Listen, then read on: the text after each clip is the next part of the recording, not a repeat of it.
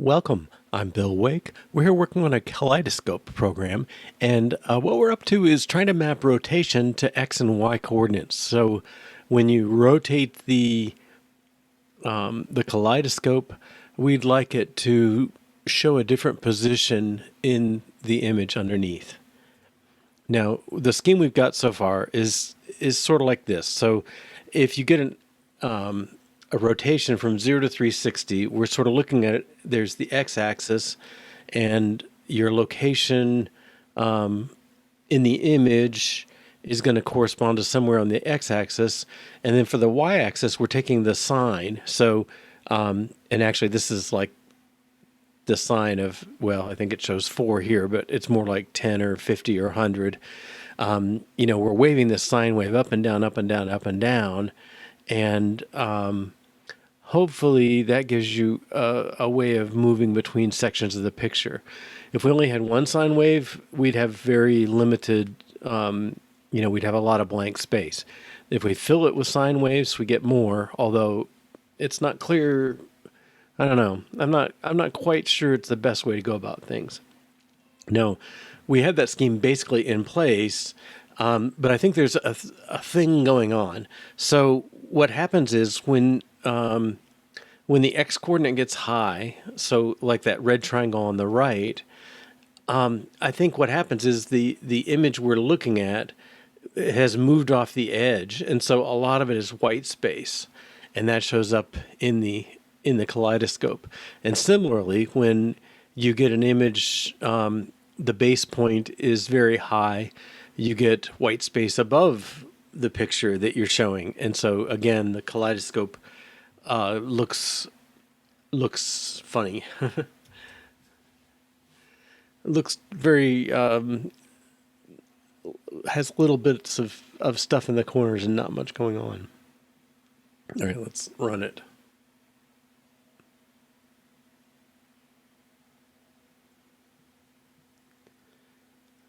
Slowly.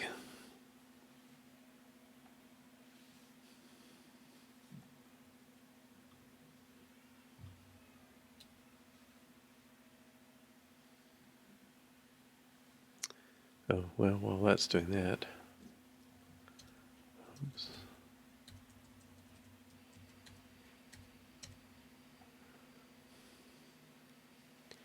Okay. Is it running on the other? No.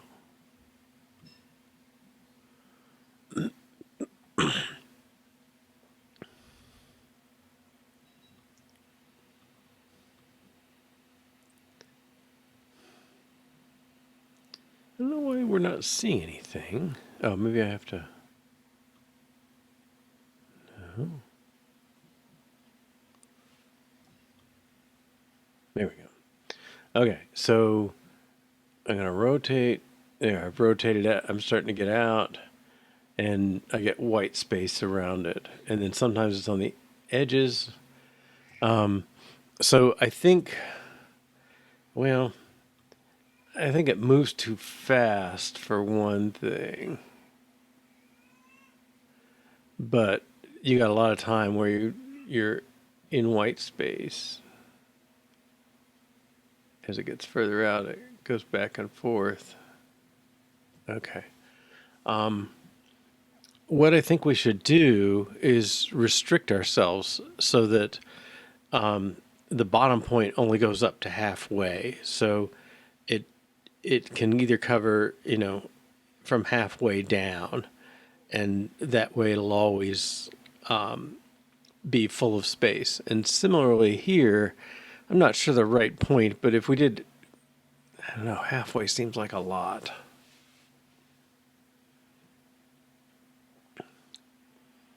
I suppose we could do some sort of calculation to say what's the width of a triangle.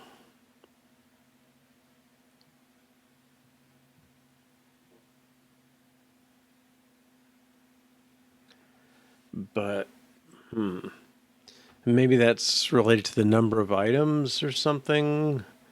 But let's get the angle to y first, because I think that's the easy one. we put some tests in. Oh, we're going to test repeats.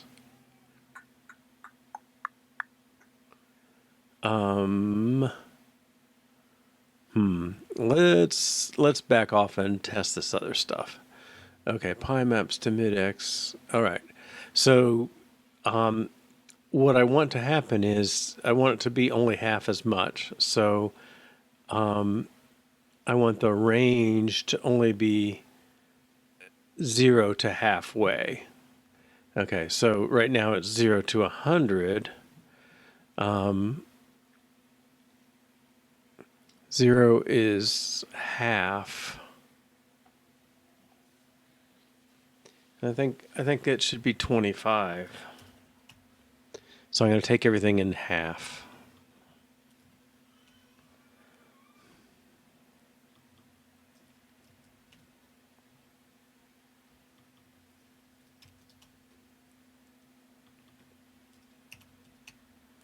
Okay, and whoops, 0 should be 0. Okay. Let's run these tests. So those last 5 or 6 tests now should fail.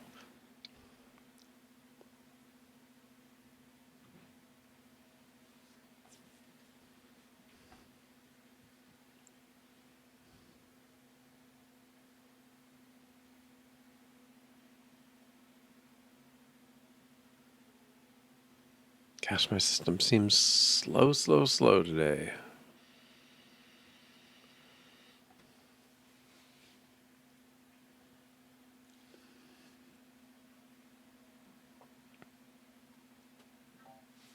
Okay, good. So basically, I think our answers are twice as big as they should be. So let's go divide by 2. So size width, we're already divided by 2. Let's divide by 4. And I think that should make things pass.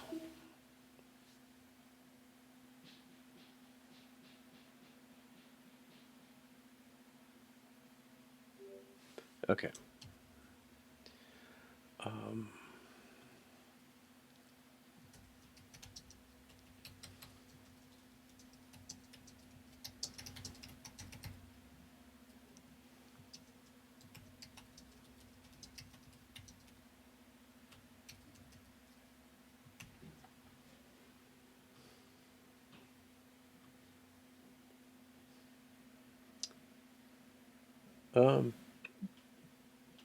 Code Rushed, welcome you and your group.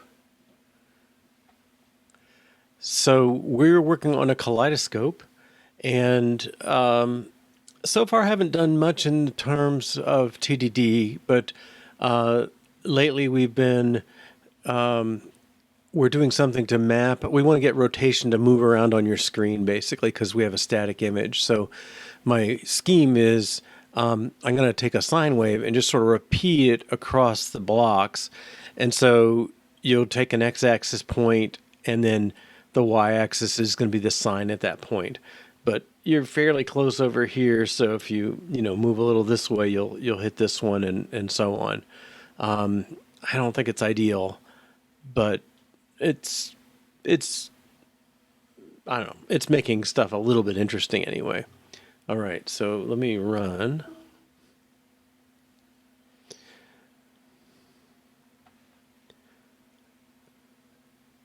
Okay, so what we have is a static image. Let's see, where is it? Well, I don't have it very big, but it's just a picture of some corn, some tomatoes, I don't know, lettuce, and some blue thing. And I guess in a label. And we can see we've divided this into 6 pieces. So there's a piece and a reflection and a piece and a reflection and a piece and a reflection. All right. And so if I do a rotation move, let's see there, I get different shapes. It's shifting as it goes. Now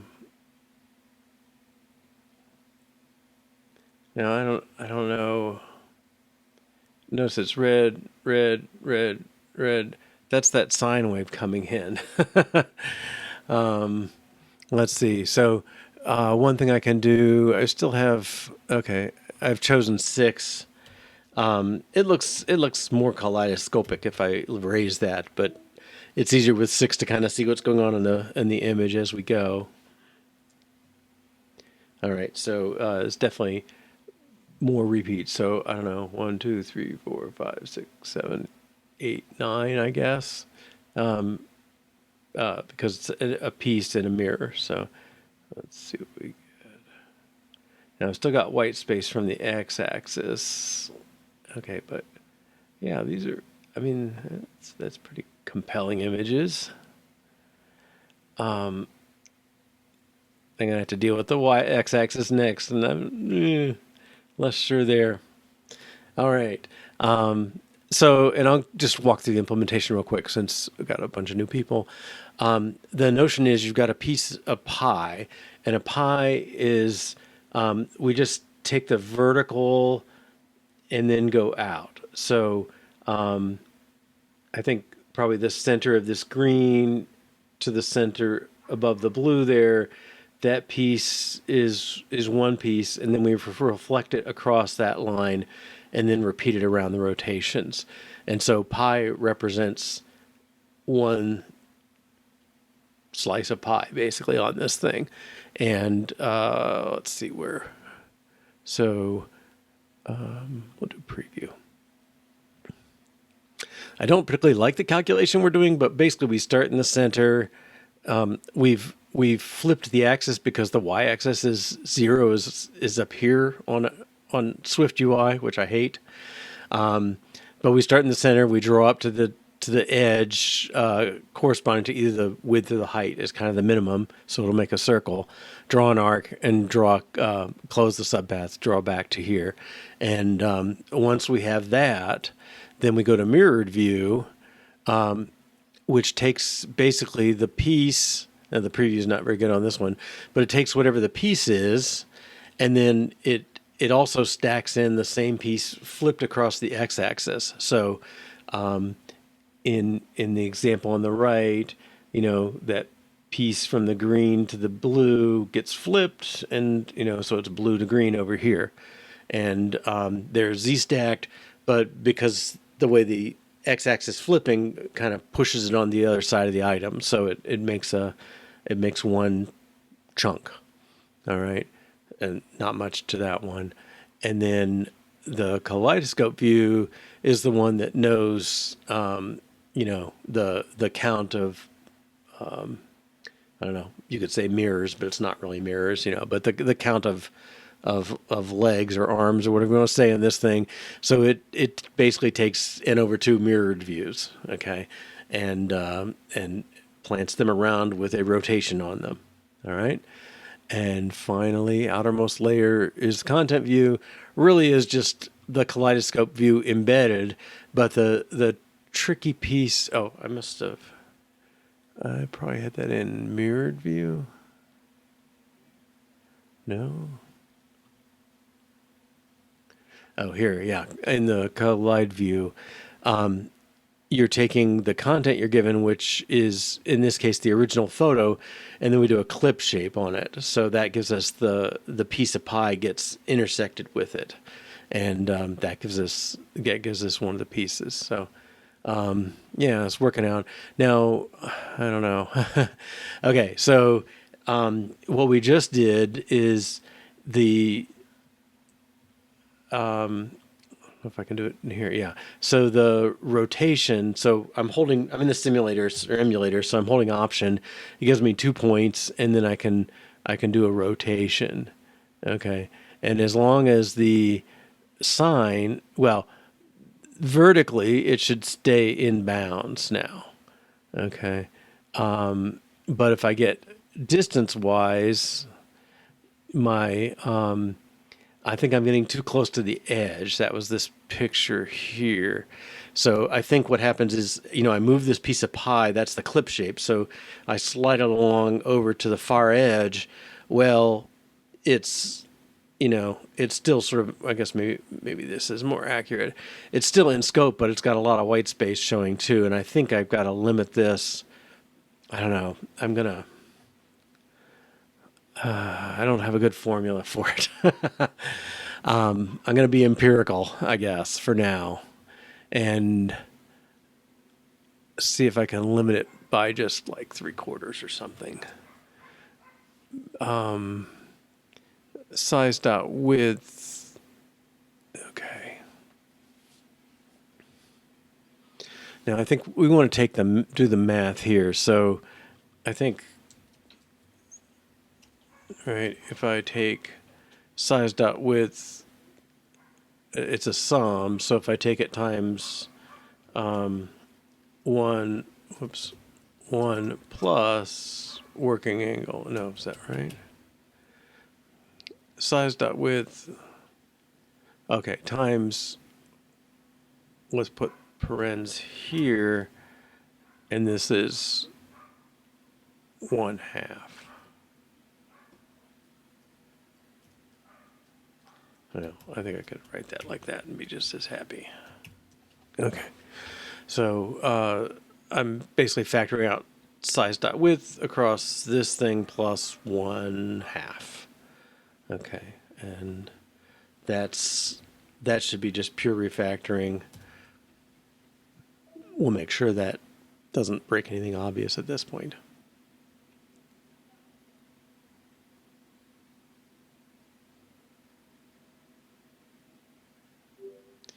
Okay, and then now this is my empirical adjustment. I'm going to say you only get 3/4. Okay, so I'm hoping to prevent this piece sliding too close to the edge like that. So I'm hoping that will limit it in here somewhere. I suspect it, I don't know. I have to really think through the math, but I mean, if I'm doing 6 pieces, I guess 6 mirrors, right? So I don't know. I'm just going to run it this way first, even though it would break all its tests because I just threw in a random constant. But I want to see if I've limited. Am I getting the white space when I get all the way around? Okay, here we are. I think that's less. Yeah, because it was all the way.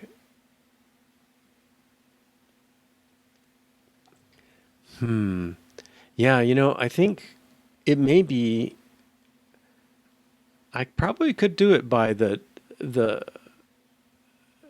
Oh no, I was going to say I could do it if it's a 1/6, maybe do it doubled because it's the mirrored piece is a 1/3, limit it to that. But this one is what I put in 18 or something like that.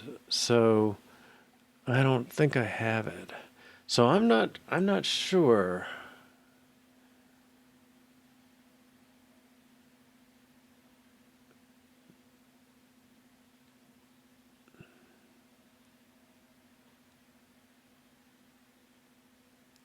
Right, I go to totally blank there. And then we're coming back in from the other side.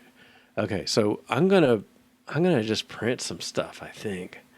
Like when it's blank, I need to see what those numbers look like. Um, hmm. Um, I guess I'll just make a result.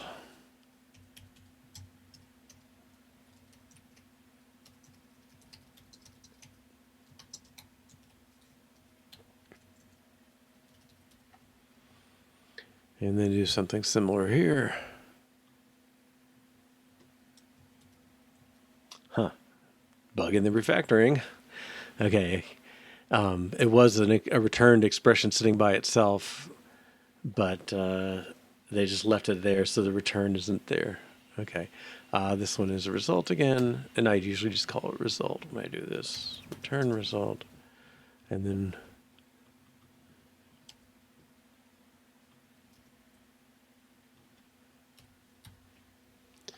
Okay, so let's see what's the suggestion here.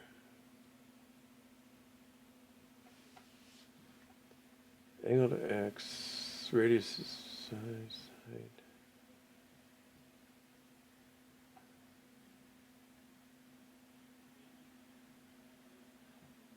Yeah, man, you may be right. That's just to the cosine. Oh, okay. Okay. It does come out a little funny because of that the height and width differing. Okay, but I'm just gonna let this thing run at a million miles an hour and print a million prints and see if I can tell when it goes to blank is the interesting point, which seems to be about halfway around. Okay, so 8 and 293.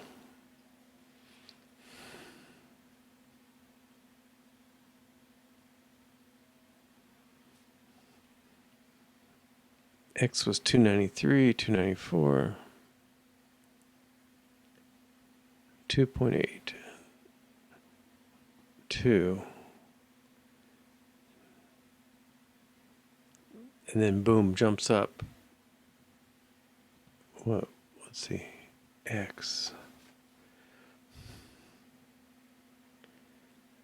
X is 1.67, 0.36, 0.06, 294. So I've wrapped around is what that is.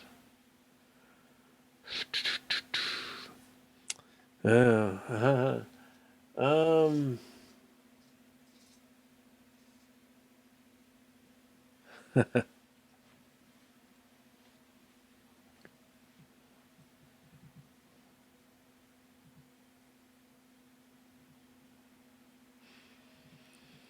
well, I don't know if sine and cosine is the right way to go, right? Because I mean, cosine's just sine with a little bit of a phase delay. So that would seem to kind of correlate the x and y a lot more than treating the x like an independent thing. But definitely, I mean, I don't know the width of this thing. Where can I get that?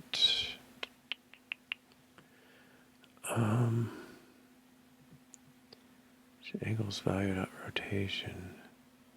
Thought I had. Oh, I have it in the geometry reader. Angle and size. Yeah, I guess I can print that too.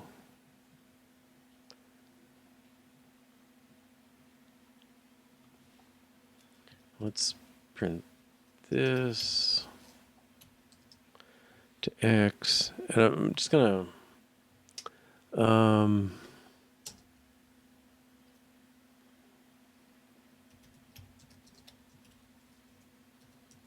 that can come out pretty early.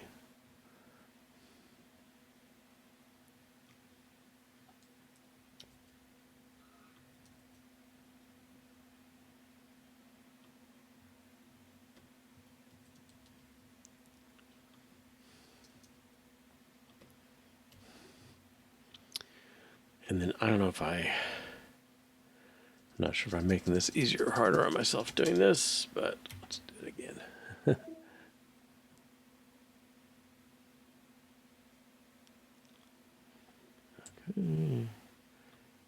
Oops.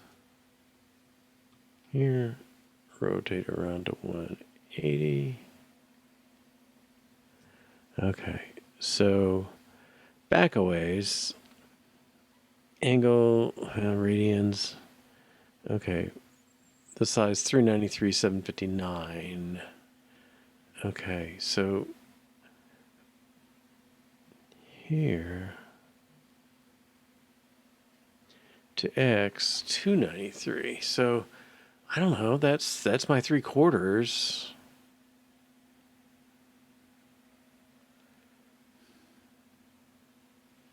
And then what's Y is 28.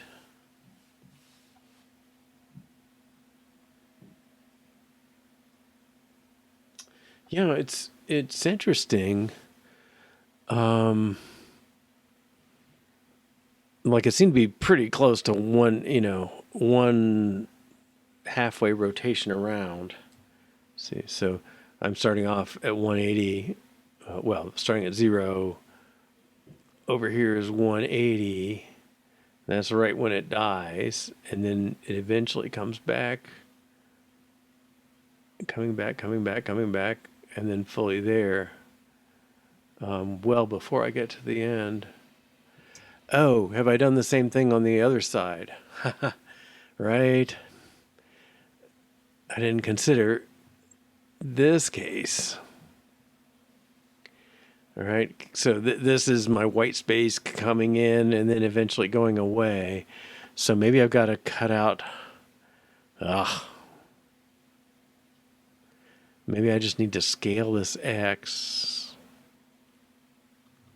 Okay. A quarter plus 0.5 times that. And again, I'm being empirical. Thank you. Okay, so let's get around to 180. All right. Well, so there's something to be said for empirical. There's a little. Oh, just saw. Yeah, right there. We've clearly hit a little white space, but way less than we were. Okay, so I'm gonna say that I believe this picture is the right explanation. So if you're wrapped around on the left, you've got white space, white space, white space. Well, I go this way. White space, and then you come back in on the other side because it's radians and it wraps. Lots of white space, lots of white space. Okay. So the assumption I have is I want to block the first quarter and the last quarter, and again I've made up a quarter just as sort of a guaranteed place I trusted. I'm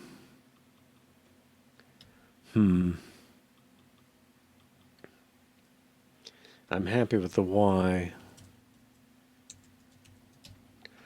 Okay. Now this thing. Well, let's put it back. It was this, I think. We'll pass the tests.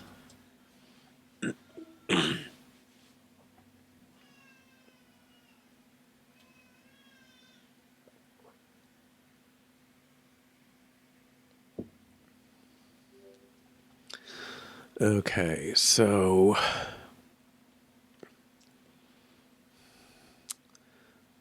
I want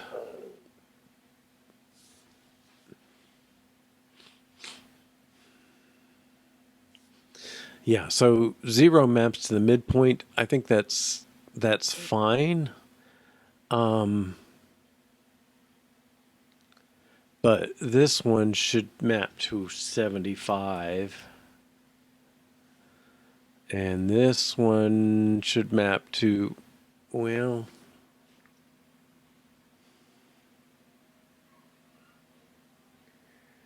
three-quarters is really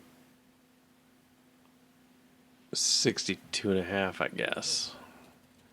So it's halfway between 50 and 75. Same here. And here. So this test is if you wrap around multiple times, do you get back around to the same place? Neg pi maps to min x. Well, our min x is 25. And then this is 37.5.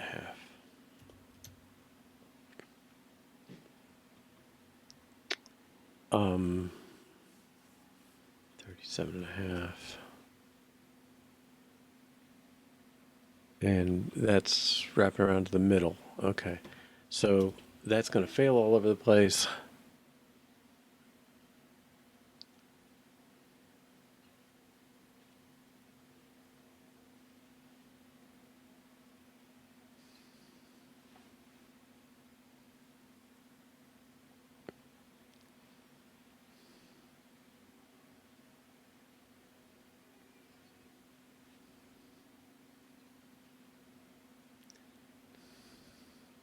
go. Okay. So the 0 is fine. This one came out to the midpoint, so it's fine. All the others are messed up. I probably should have kept what I had, but I think it was 0 plus 0.5 plus 1/2 of size of width times this. Okay. And I feel like that formula can be simplified as well. Oh, okay.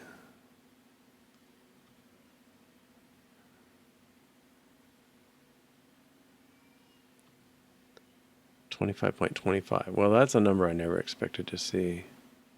$50.25. Something's not right. So it's 25 plus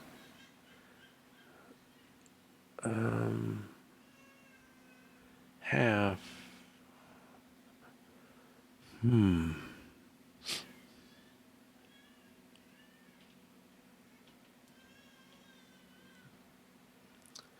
Those numbers don't scream out to me what's going on. This is getting 25.25.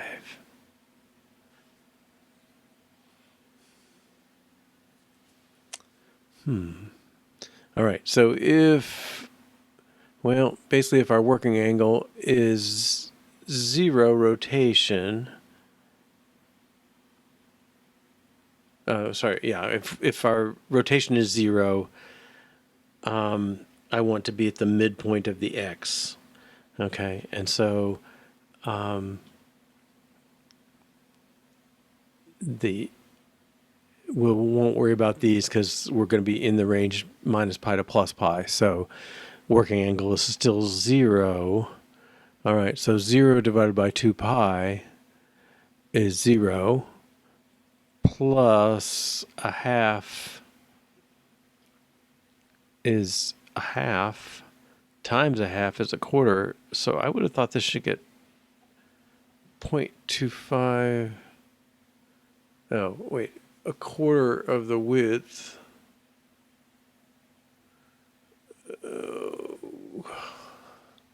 I guess this is 0.25, right? Should that be 0.25 times the width? I really need to work on the math here. So I think I got the width on the bottom half. Half of the width became a quarter of the width multiplied by a half there. Okay, I'm not going to think it through, just see if I've managed to get it right in the first place here.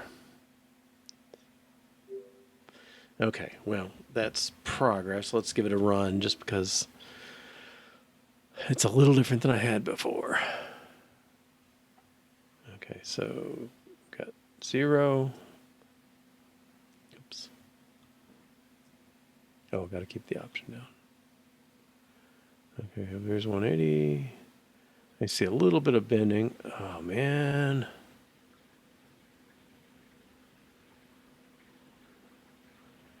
Oh. How can that be?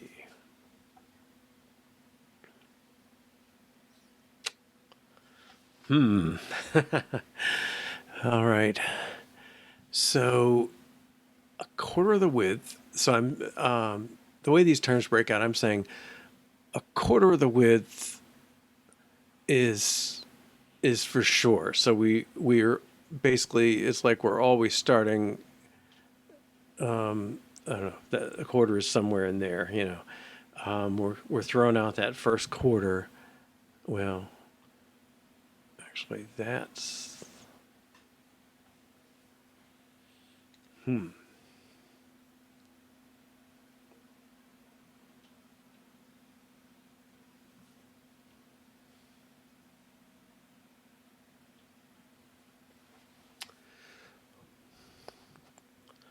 right. So I kind of want the effect as if this were wrapped, like a closed loop. And I think I'm going to get that if I restrict myself to the range in there that, makes it so it never does. But just adding that, let's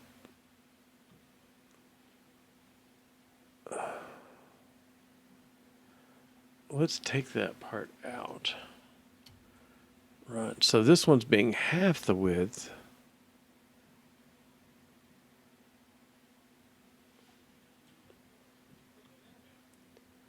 There's half.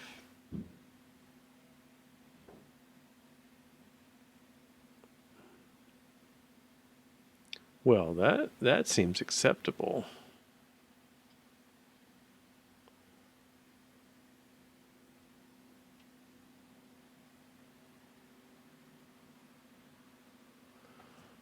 Why is that?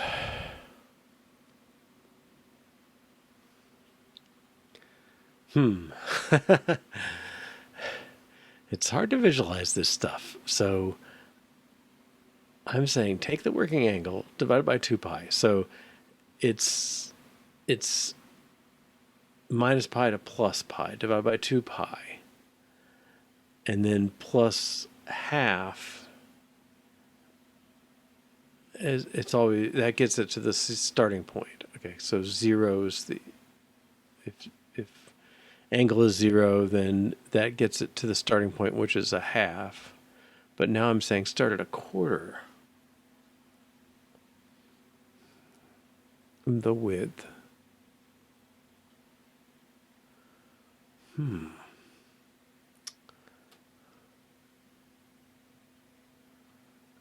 I don't have a good mathematical reason why this should be better, I guess.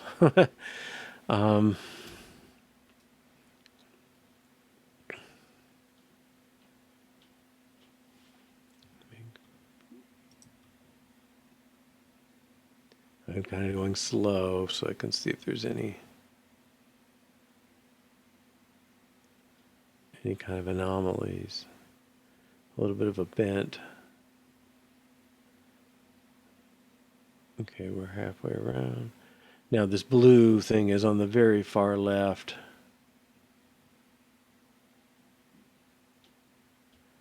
Yeah, I'm not seeing any, I mean, that little bit of angle on the side. Right. Okay, well, let's see if we can manipulate this kind of mathematically.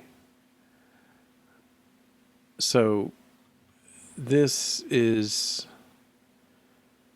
a quarter of the width plus half the width times that. Okay, so I'm going to take the plus half times a quarter out. Let's make it size of width times that plus half size of width over this and take out the plus 5. And one of the parentheses. Okay, so now it's half. Okay, let's run that again. So basically I'm putting in a quarter of the width for sure. And then the most it can be is half the width. Because this number ranges there. Okay, so I think that's valid mathematically. Swing all the way around, it's okay. All right, now I'm going to move this over.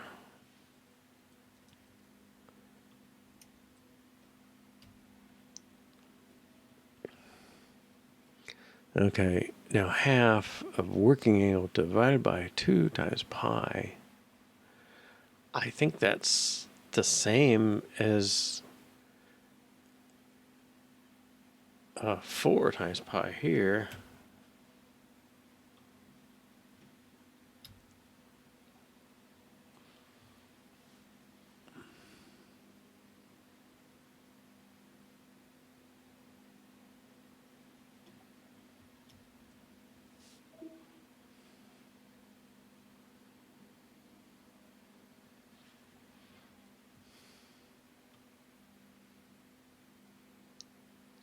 Okay. And then this is also the same as divided by 4. 4. Okay, times a quarter is the same as divided by 4.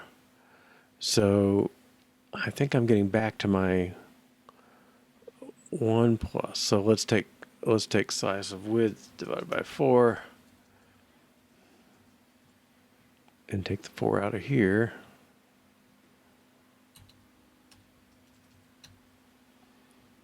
Okay.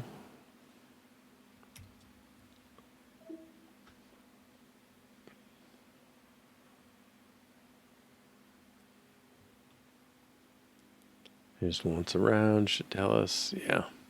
Okay, and then now I've got these two I can factor out, so that's the same as size of width times 1 plus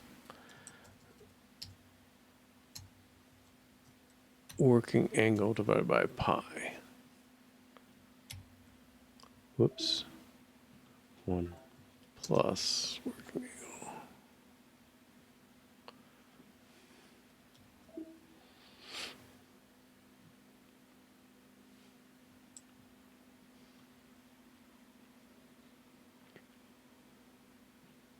All right, that seems good.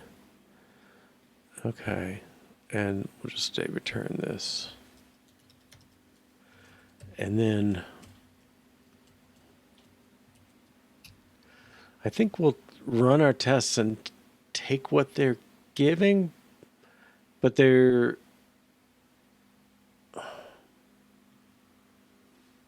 Let me parenthesize this just to make it super clear.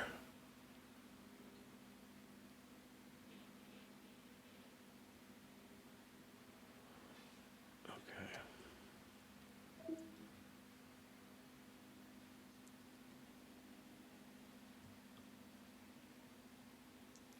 All right. So let's see those tests. I think I'm lost as to whether they're going to be correct or not.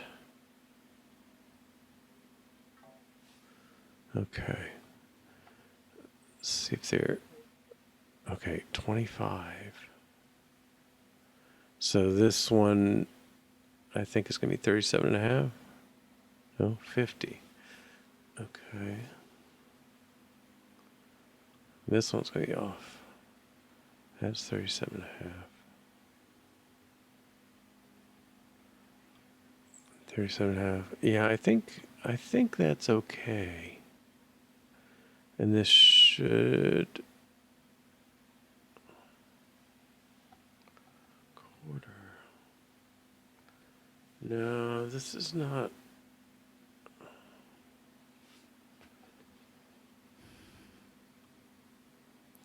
I mean, I basically scaled it 0 to 50, which I don't think is... Well, which... I was going to say it makes sense, but I'm not even sure it does. So working angle is at most pi. So this is 2 times divided by 4 is a half times the width. So the range now is 0 to 50, which is not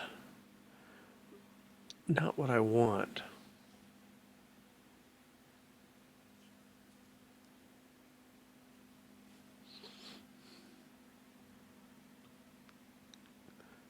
Okay, so what I would like it to be is 25 to 75. All right, so if I give it an extra quarter, 1, I don't know.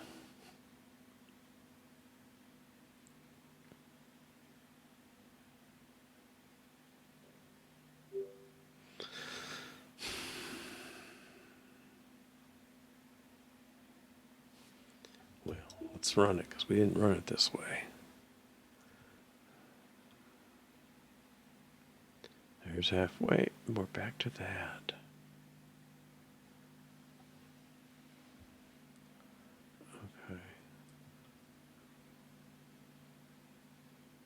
Okay, so empirically that does not work.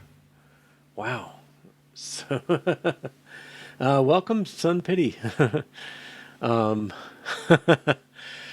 I feel better if I had it working right. I mean, it's not doing, in a sense, it's not totally wrong, but it's not what I want. Okay, so 180 around, we're back to zeros. I put this back to 1. Maybe what I want is wrong. I've got these all assuming they're going to be ranged 0 to, I assumed they were going to be 25 to 75 was going to solve my problem, but it actually seems more like 0 to 50. The current one is 0 to 50. Let me just make sure that's really true.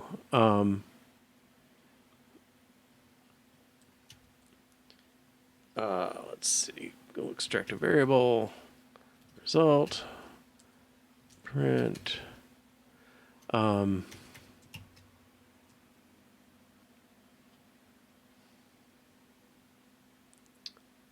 0 to size.width.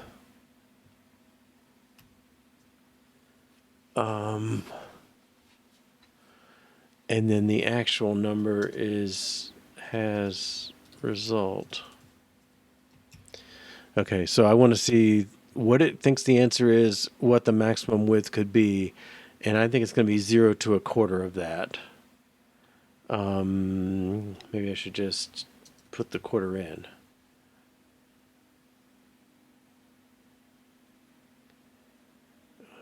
No, I think it's going to be to half. I'll just put where it really is. Okay, so this is my exploration to see what ranges of values I'm getting for x. Okay, 0 to 393. The biggest I'm seeing is 90, 90, 80, 70, 60. It's going around smaller, smaller, smaller, smaller, and then back to 196, which is half. Okay, so my starting point, I don't know if I can get back there. I guess over here it's 200 and then back to 0. And I'm not seeing any values bigger than 200. They do wrap, it's circular. So 200 is half of this. So it is half the range. Okay, let's put this back. Okay, so I'm going to just accept my test to take that value.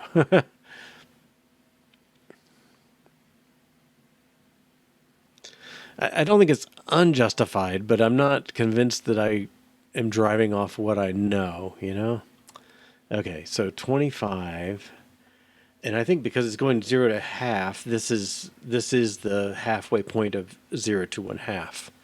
Okay, this should be the 100%. It's going to be 50. This should be 37.5. Yep. Same here.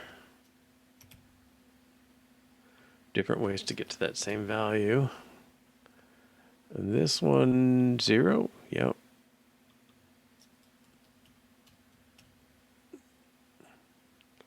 Mm, 12.5. Yep. Okay, and 12.5 again, right? Yep.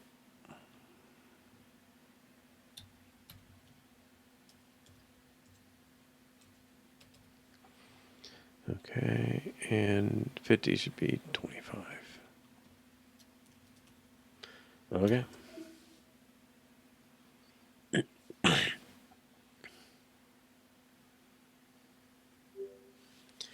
All right. Limit range of x and y. So the view never catches much white space.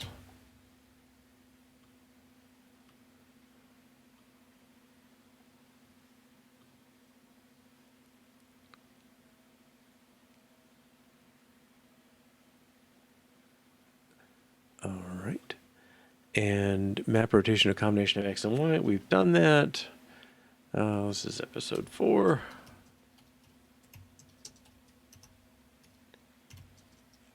I forget what I called it. Map rotation to XY, yeah.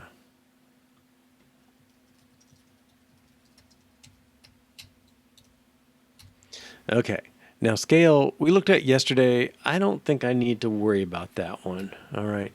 But I do want to go back and work on straightening out some more math. So the pi calculations, they use these, I think you say affine transformations.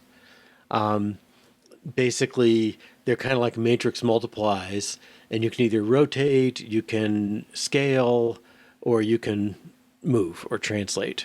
And we used a couple of those, and I think I can clean that up.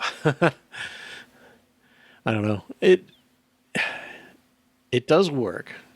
Okay, but it does this annoying stuff at the end. So if I'll turn on the preview, and we're going to want to keep the same preview.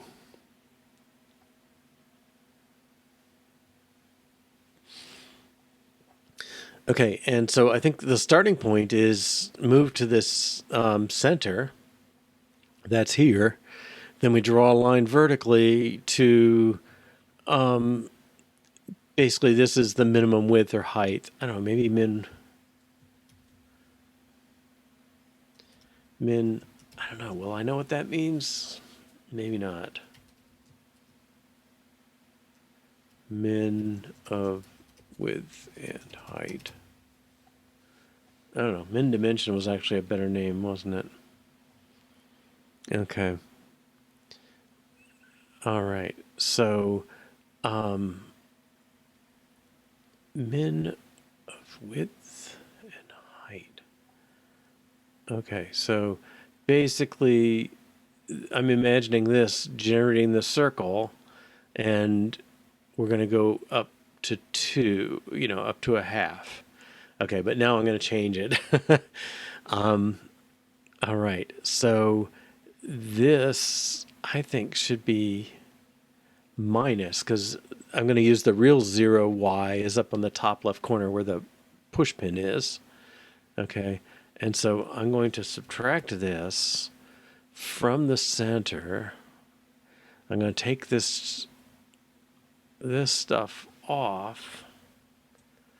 It's probably going to, oh, there we go. There we go.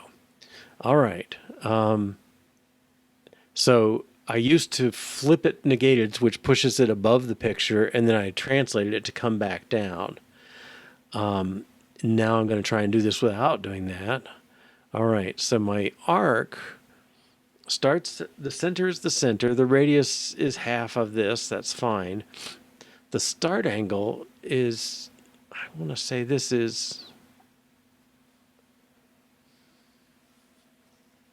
well, let's just flip it. And it's not so good.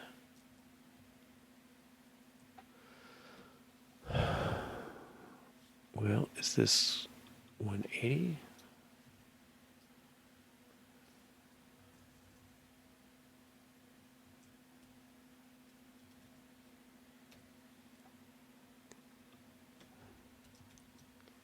Plus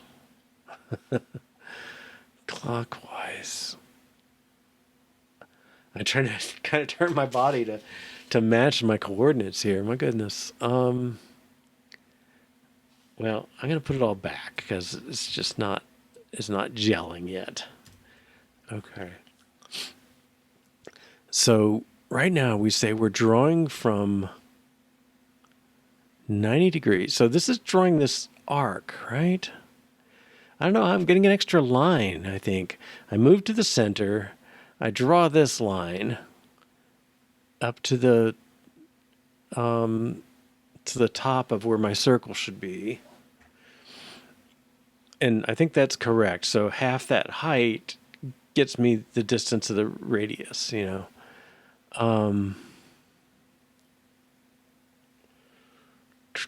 starting or ending there. Okay. The arc radius min dimension divided by 2. That's right.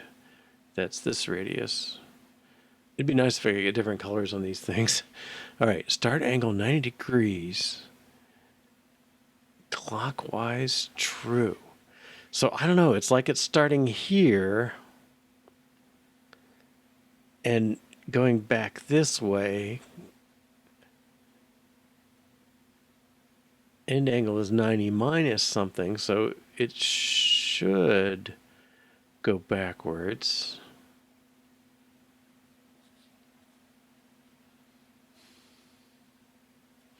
Oh, 180 is not the right number. 270. Whoops. 270. All right, and then plus. Come on, flip it. Oh. And false. There we go. Okay, man. So basically I flipped 90 away from the x-axis to 90 above by being 270 from the weird perspective. This is it's that 0x 0y is up here, and every bit of mathematical stuff I learned in trig had 0 down in the bottom left corner, and so I don't have the intuition for it. But I guess what's happening is 90 degrees, if you rotate your phone 180 degrees, right, 90 degrees comes out here. Well, zeros here, 90, 180, 270. And then I'm going to go to 270 plus some, because this is, and I'm going clockwise false. So I'm kind of going, I don't know. It's hard to convince myself. I mean, I think, well, that's why I put that multiplication in before, because it let me use my y coordinate starting 0 down here, and well, actually it's still starting 0 here, but it's going up instead of down, and then I could translate it down into this to these positive coordinates. Gosh, okay, so 270. So I assume 0, 90, 180, 270, and I'm going to 270 plus something. And if I went this way, it would go there, and if I went clockwise false, it goes there. Let me make this true and make sure I'm right. That's flipped. And I'm working my way from around. Okay, clockwise true. This feels backwards, I guess. That's my problem. Clockwise true, but I think it's because if you're down on the, if you're standing here looking down, clockwise is this way. And so that's why it's wrapping all the way around. So that's the false. Okay. Now let's go work our way out. Well, I guess I can take these out. Let's look at it and see if we're happy. Okay, so calculate the mid dimension in the center. Those are kind of reasonable. The angle 2 pi divided by count.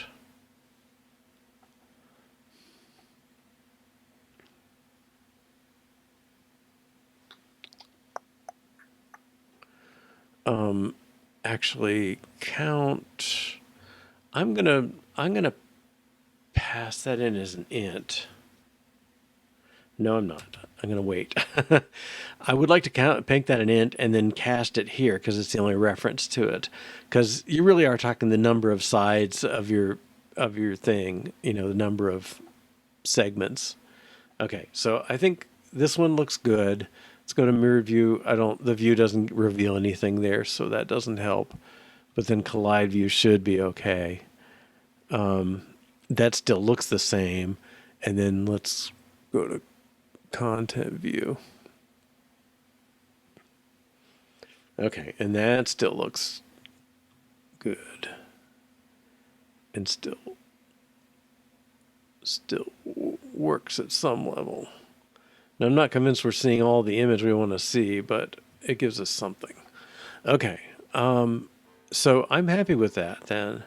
At least, as a moving forward point, it does the job. Make pi work in its own coordinates rather than flipping and translating.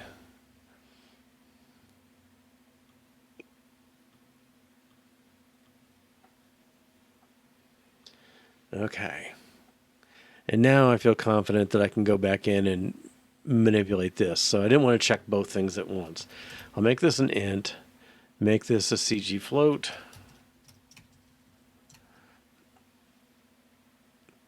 Okay, and then some callers should be upset. Right? Okay, count.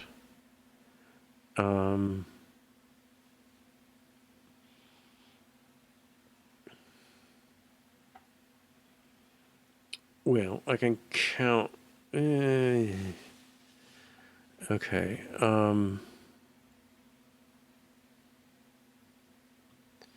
Let's do it in small steps. Okay, so I'm going to get count to the pi correctly. That should be building okay.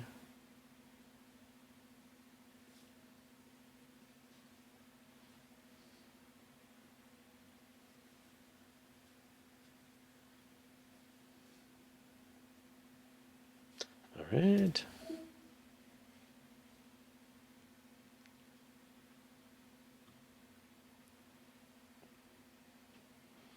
Now the funny thing here is this count.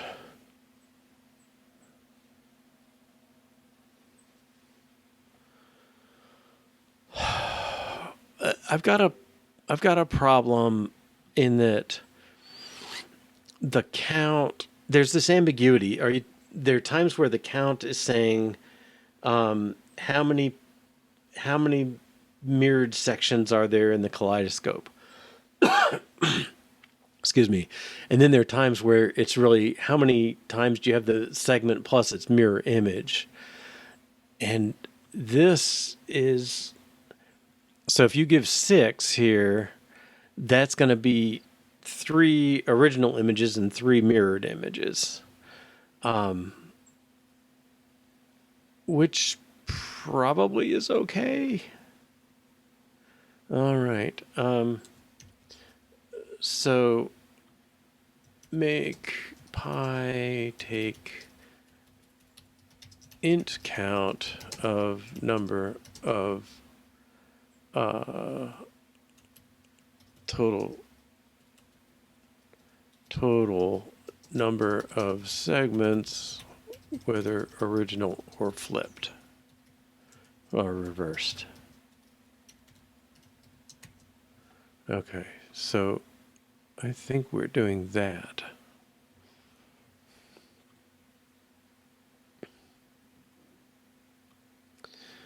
Okay, now mirrored view,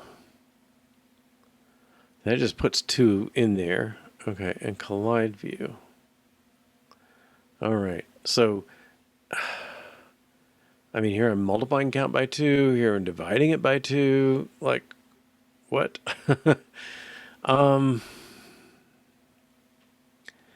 So I guess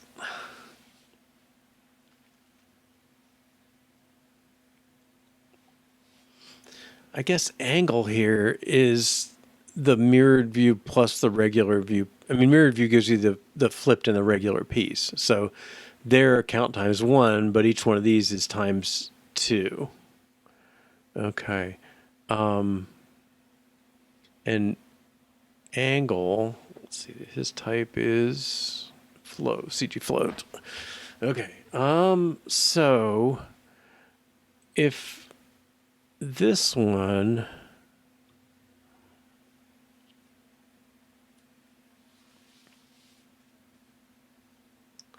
right? So it's count divided by 2 because the mirrored view is providing 2 pieces. Okay, so count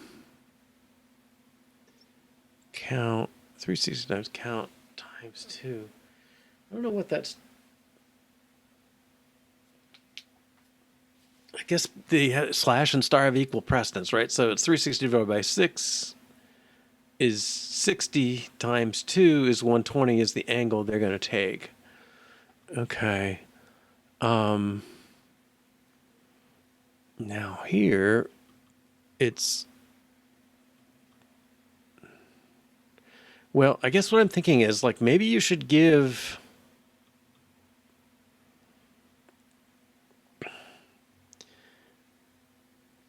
I don't know, should you give the 18 or the, like, if you're doing 6 is 3 pieces of 120. This definitely seems like this thing's job to know that. But you give me 6, right? How's that going to work? Count times 2. 360 divided by 6 is 60. Times 2 is 120. So I'm thinking you should give me count divided by 2 times 2.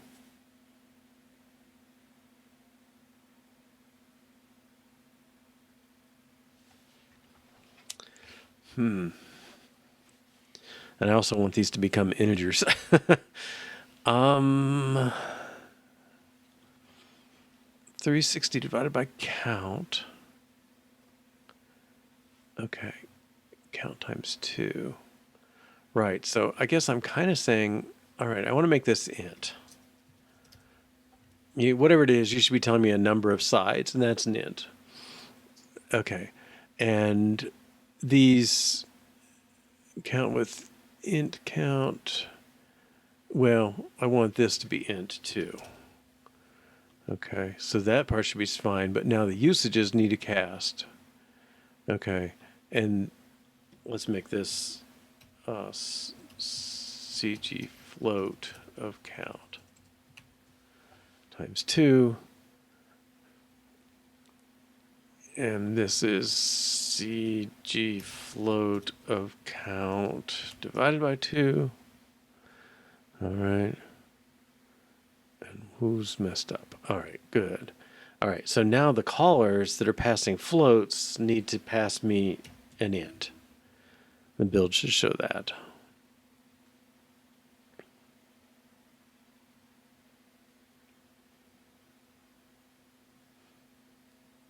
Oh, they didn't care. Okay. I guess it's that it passed a hard-coded int, probably. Find selected symbol. Okay, in ContentView, yeah, count 18. Okay, it passed it as an int before it got cast to a CG float. All right, so now collide view, pass int number of sections rather than float.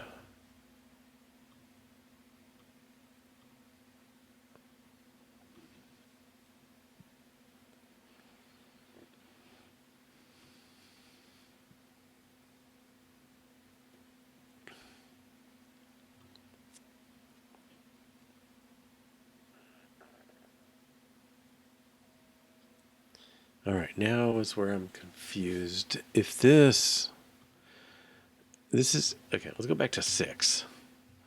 We'll get our preview here. So I'm going to have 60-degree segments. You can see, okay, this is a bit of the corn there up to the top. And then it's mirrored and mirrored and mirrored, mirrored, mirrored. Okay, well, original mirrored, original mirrored. All right, so this is 6 60-degree chunks, of which they come in pairs, so they're the chunk in its mirror. What should you tell me? Should you tell me 6? So you're saying, I want 6 segments. Okay, and the fact is some of them are doubled. I think that's okay. Now this,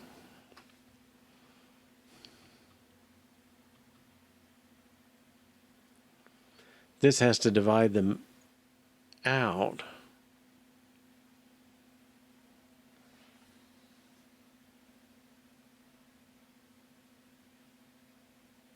Yeah, I don't know. Line 13 still looks funny to me. So we'll take 360 divided by the count. That gives us the distance of each segment.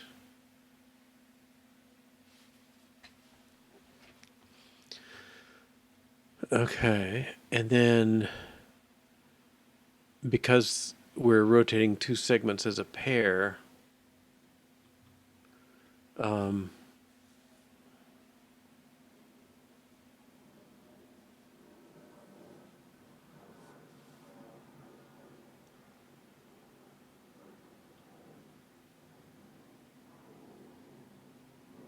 going to move this inside. I think that's more clear. You really want the I guess if I'm going to move a multiply inside, it's got to be a divide. Because it was all of that times that, which is 720, to get back down to 360 divided by 2 instead of multiply. Okay.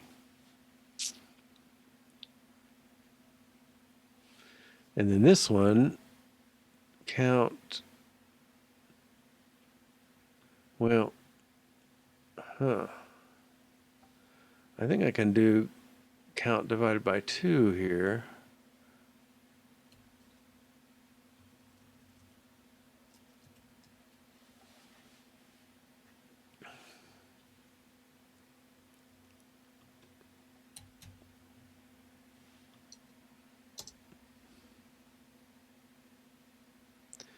All right.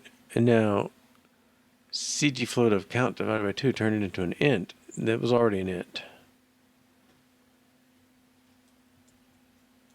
One pair of parens, though, I think will help.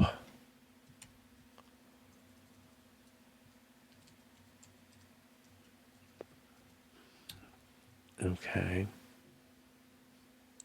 Let's check the preview over here. Okay, still looking good. All right, so I think that's okay. Now the int count is saying how big is the pie for one segment, mirrored or not. Okay, I guess I can accept that. And then I'm gonna make this be rotation angle.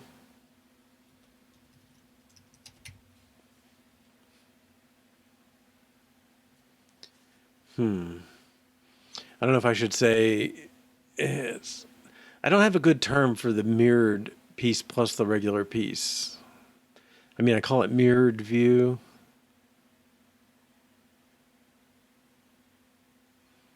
Is it the mirrored rotation angle?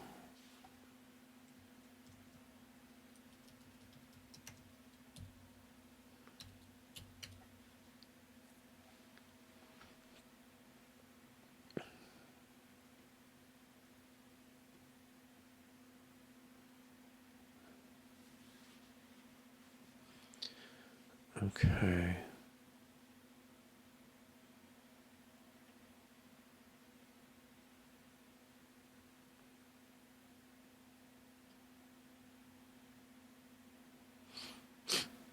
Gosh, I almost want to go the other way.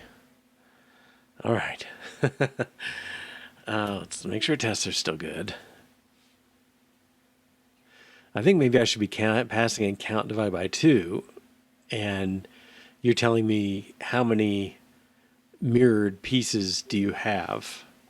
Let's try it from that side. So I'll check this in just because it's a reasonable point here. But so we're simplify use of count. I think that's what we've done.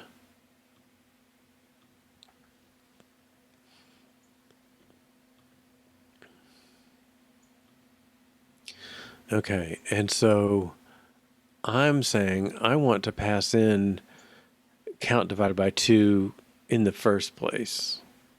So this is 3, saying there's 3 major segments. Okay, 3 mirrored segments. All right, and now collide view. It's not count divided by 2 anymore because we just divided it by 2 on the outside. Okay, and I guess this should as well. Okay, and then count, we don't need to divide by 2. But in here, we want 2 times count. Okay, we got an extraneous int there, but let's see how this looks. No, this should be okay. Yeah, that looks right still. Right, and then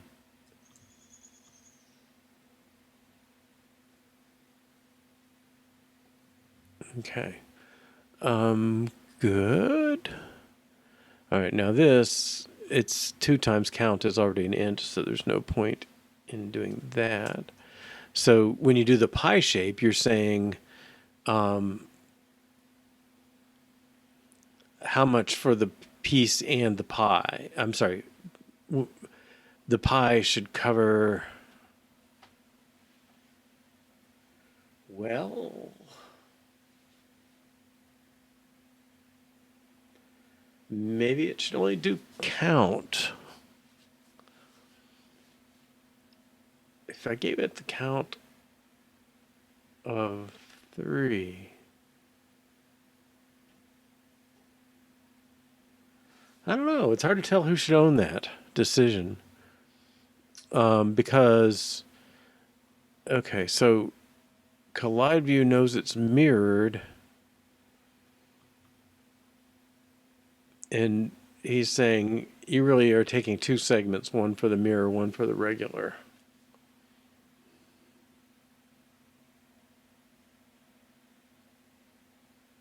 In other words, I want pi to be half a slice of the 2 slice, the 2. Okay, so in our thirds, the piece of pie is really as if it were sixths. Okay, and I think that's okay. What's index?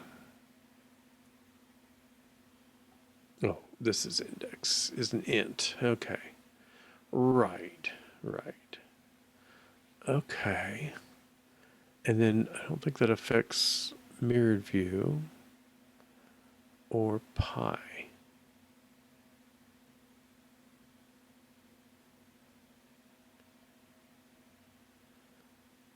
Okay.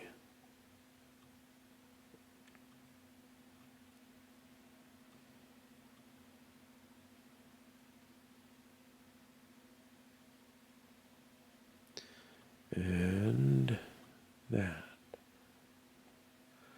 All right, let's run that and run tests.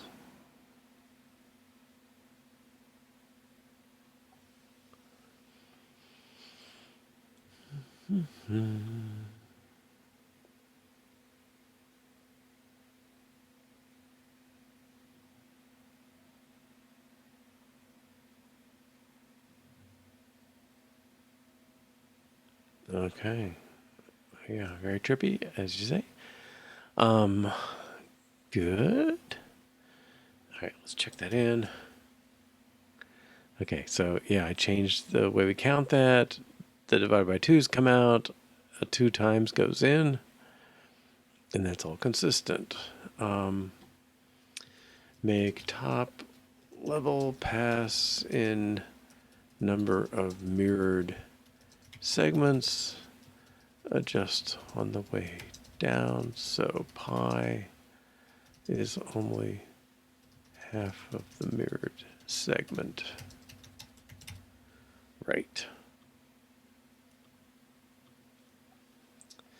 Okay. Well, I definitely wanted to refactor pi. Let's see. So we did that. And then we I guess we adjusted top level to tell number of mirrored segments rather than individual ones, rather than counting segment and its mirror separately. Okay. Now there's another bit of refactoring I want to do. In ContentView, we've got these angle to X and angle to Y. Those, I'd like to pull those out.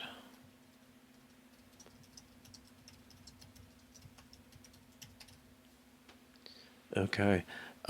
They're not UI per se. I mean, they're calculations, and they deserve to be on a real object of some sort, even if it's maybe it's an extension to, I don't know, to angle or to size. Oh, and we need to test the repeats. We did not do that. Okay.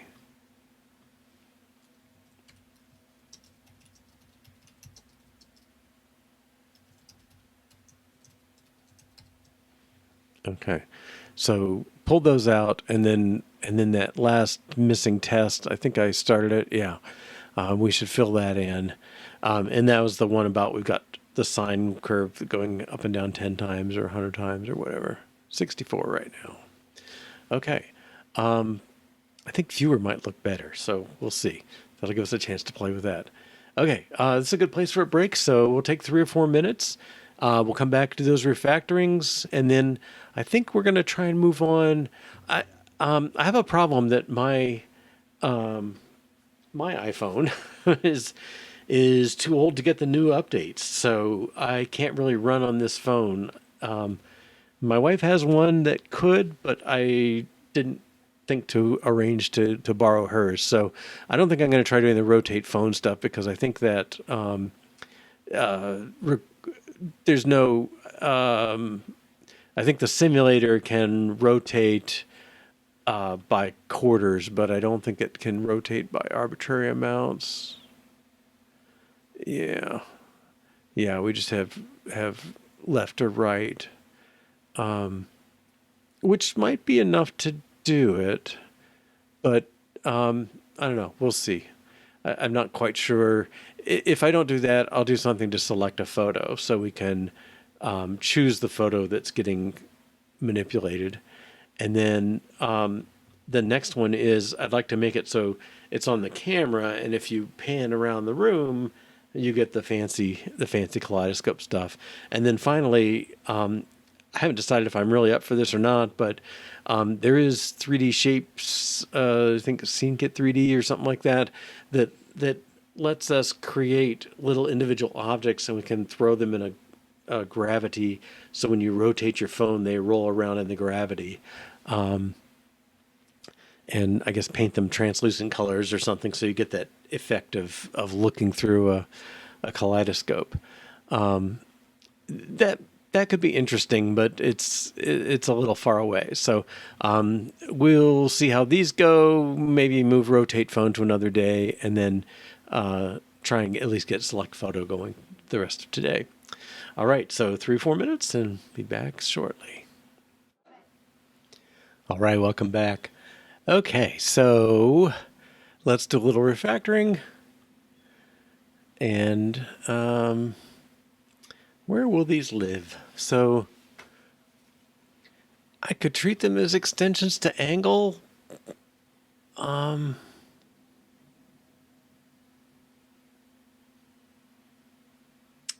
I guess I could treat them as extensions to size. That seems a little further away. I guess I will treat them as extensions to angle. Okay, so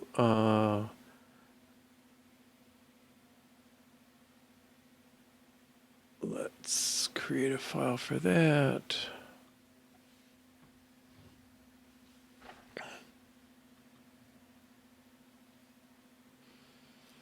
Angle I don't know, there's conventions for this, but I often see plus, so the class name and a plus, and then the some clue about the extensions. Okay. And so this is extension angle. I don't know where angle lives. All right. And let's pull the methods.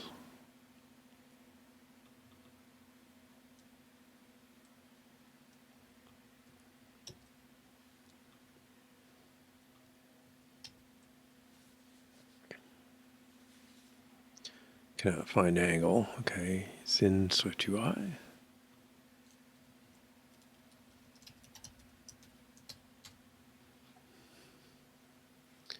Okay. And then,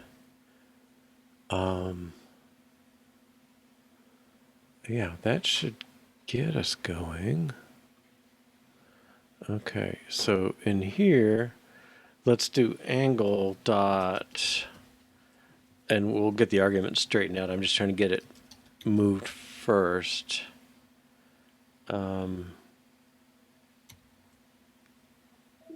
So notice it's on angle now, but it doesn't reference self at all, which is a little weird. Okay, but rotation.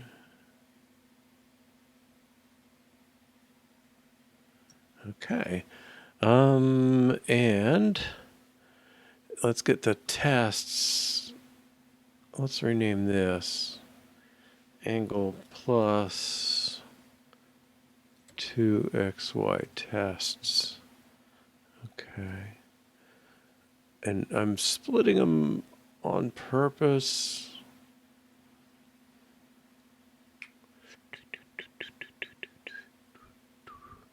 So, all right. What's the right order here? I guess I'm going to pull out angle to self. All right, so in here, instead of referencing angle, let's just do self, and we don't reference it further. So I'm going to take this argument off. All right, so now the angle comes in implicitly as self, and then we work with it. Okay. I wonder if there's a normalized, some sort of normalization function on angle. Let's see. So this should be colors complaining in here. Right. So angle no longer is an argument. Okay. Well, I can see this name doesn't really need it either. Then how about just angle.2x? Or, yeah, 2x is okay. All right. And we'll preview.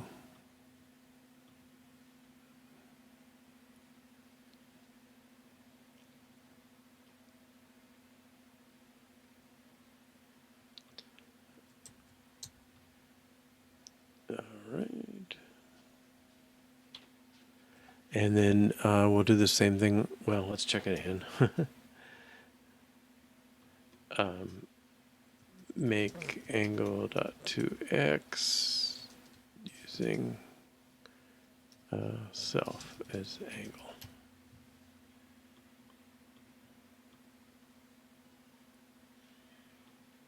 Okay. And now let's make those tests do it. Okay, so now we don't want to do view, we just want to do the angle, because we couldn't care less about the view at this point because the function has nothing to do with the view, which tells us it was always a not ideal place. Okay, angle.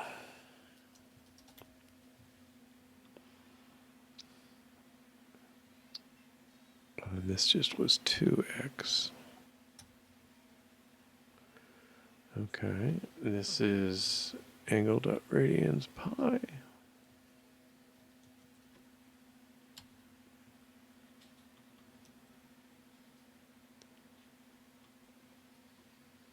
2x.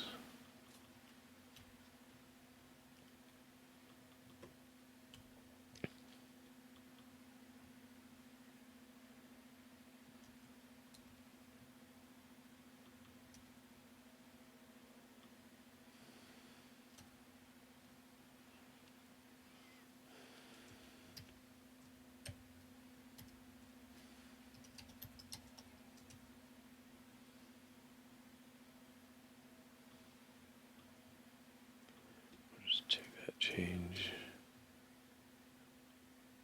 Oh.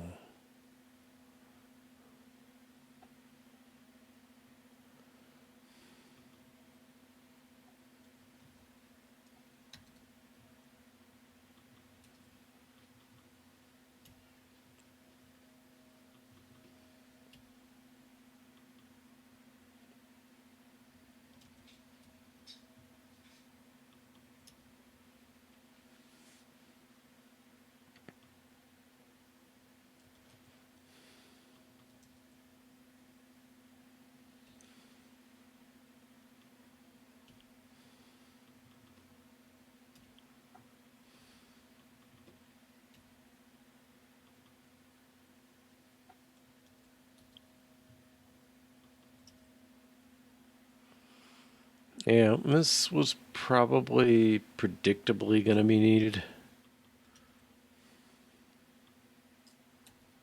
Might have been better to realize that before I wrote 20 tests about them, huh?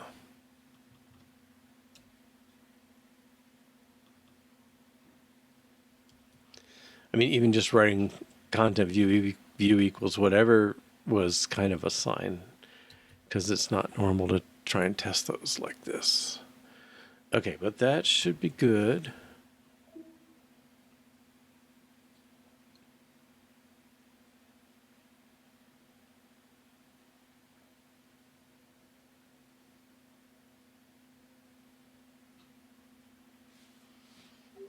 Okay. Let's see,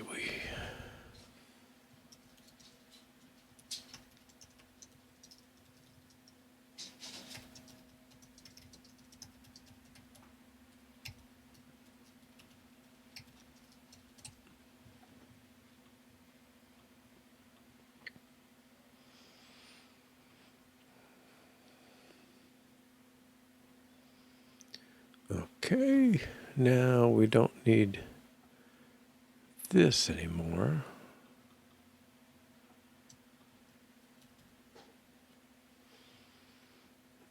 All right.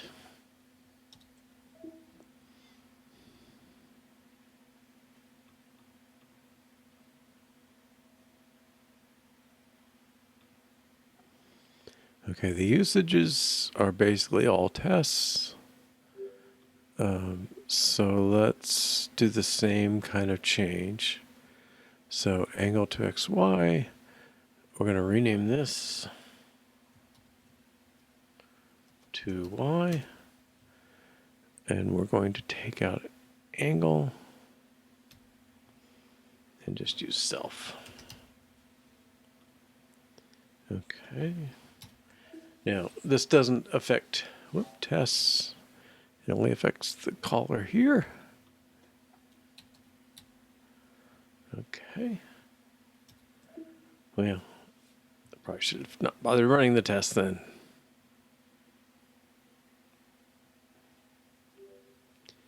All right, let's deal with them. So angle to Y tests, basically we're going to take the same move we did.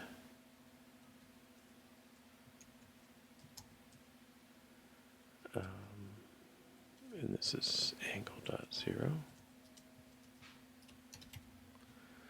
What? Okay, we don't need the view. Now I've forgotten already, did we rename this in here? Yeah, we did. Okay, so angle to Y.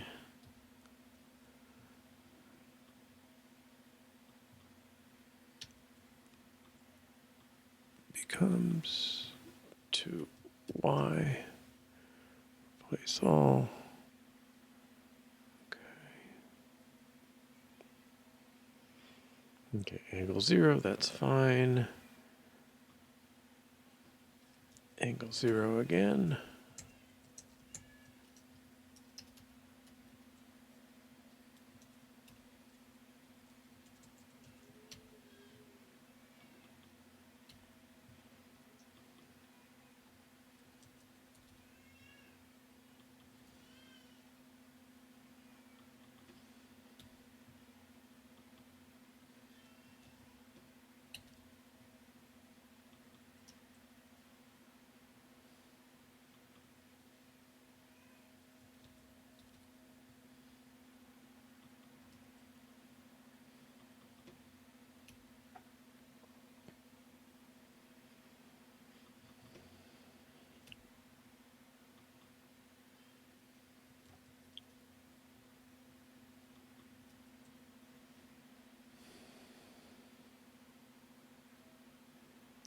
Okay, I think that catches all those.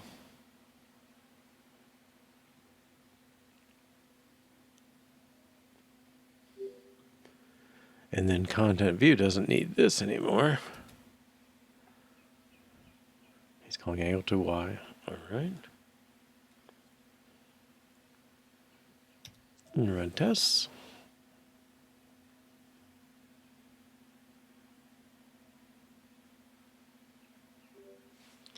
All right, and let's just run the real app. I think we're done with this.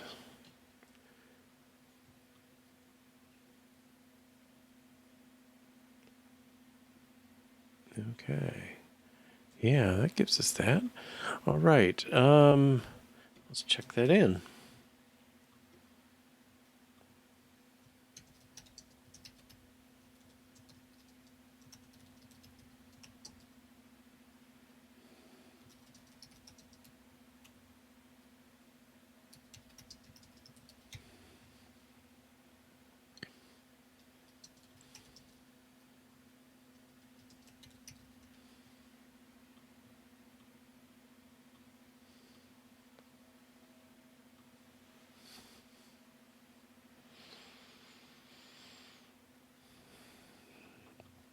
Good. All right, repeats. Okay, so this is back to this notion that how are we covering the space of the rectangle? Well, what we're doing is we're using the sine function to bounce around back and forth on it. Makes me wonder if we'd be better off with the other way. But maybe it doesn't matter because I think it sort of treats it as square at this point. And so the question would be like, and this is more of, again, an empirical question. Is it better to have just one sine wave? Well, it doesn't seem like it covers the shape very much, but it doesn't make them transform very much. Is 2 or 3 or 10 or 50 or 100? We're just going to run it several times and see if we can tell the difference and see what the difference is. Okay, so this is the bare minimum. So that's one curve of up and down and up. All right. And rotate.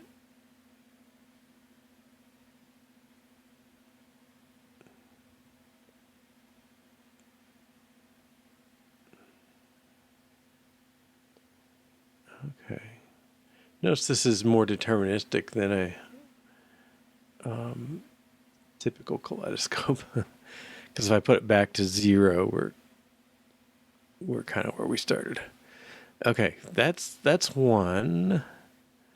Let's go to 3.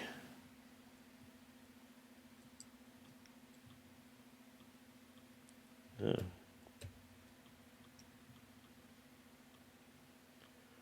Okay.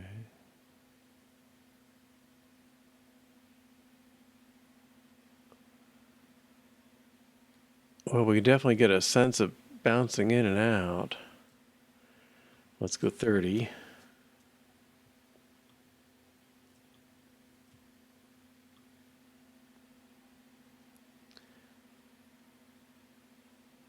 I kind of like the smaller number better. All right, now let's go 100.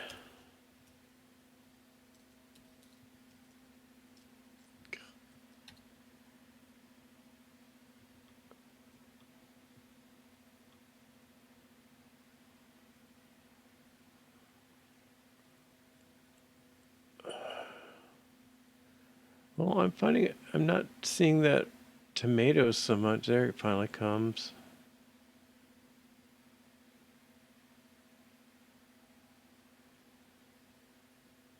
Yeah. All right, let's maybe go a little intermediate.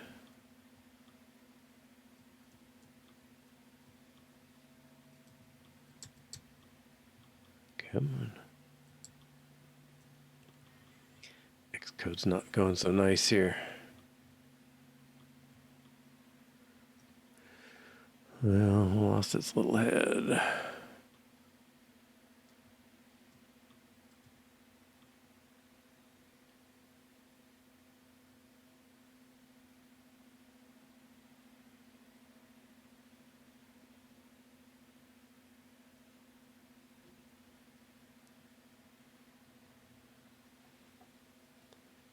Yeah, and let's try 10 again.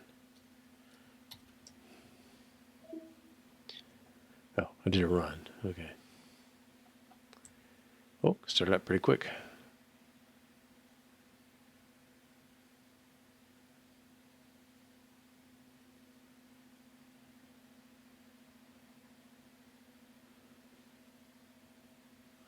You can definitely tell where it crosses.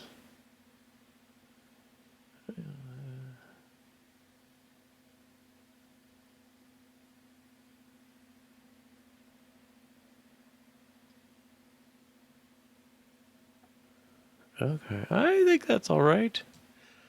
Okay, well, let's do a test. Okay, so we're going to have to do something like this.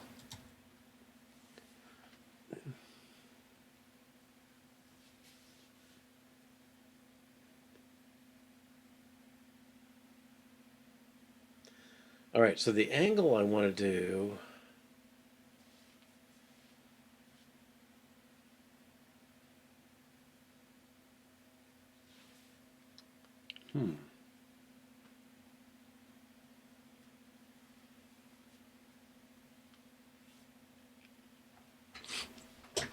this dividing this out is really kind of painful.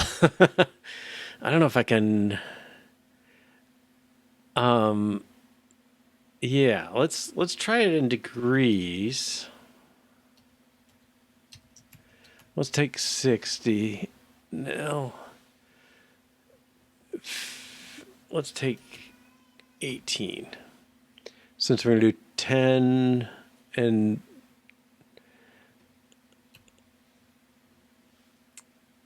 okay, so a tenth of 360 is 36. I don't know, am I arguing it too much? If we take 36, no, let's take 18.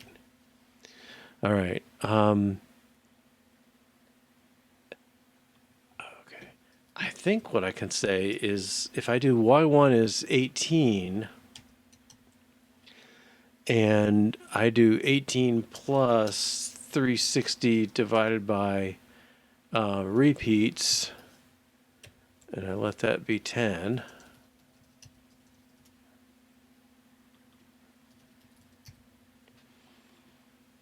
Okay, and let's let size equals this.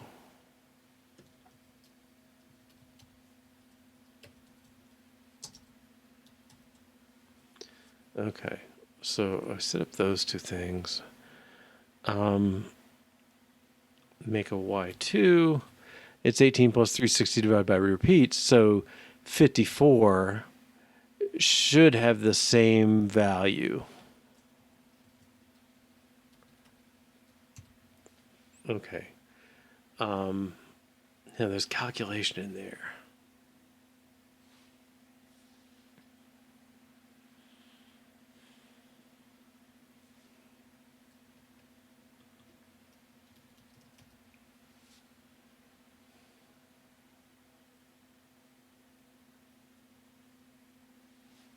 Maybe I can.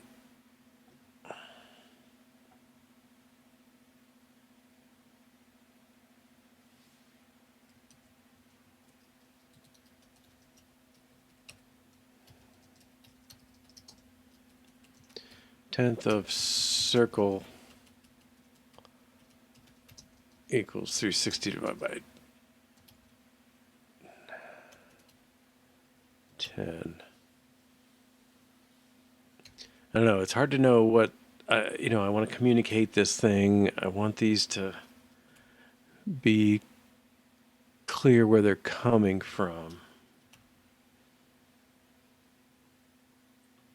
18 plus 10th of circle. And that, now what's your problem? Cannot find degrees.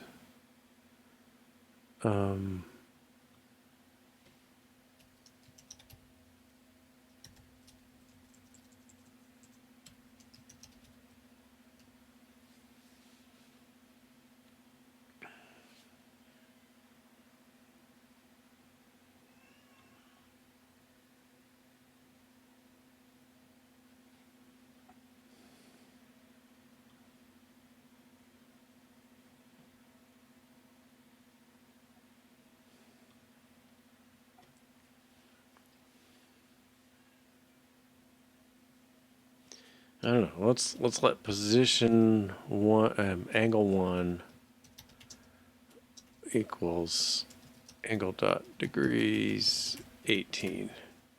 All right, so this is now angle 1. And this angle 2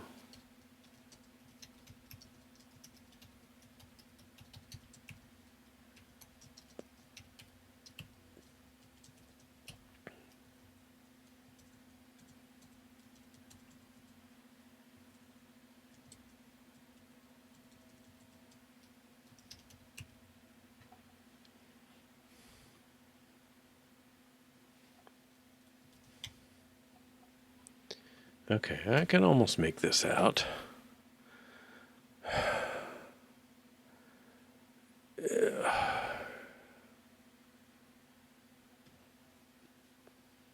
This might be nicer if it'll take it.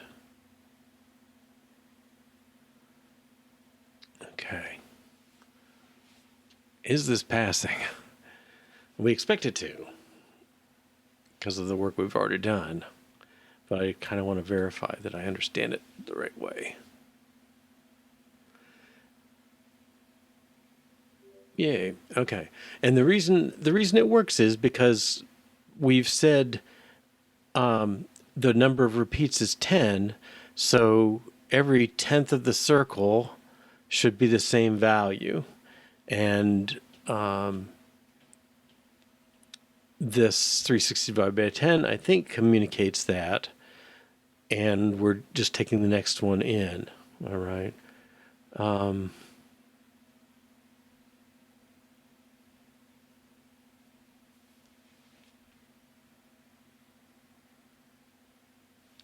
maybe 10th of circle would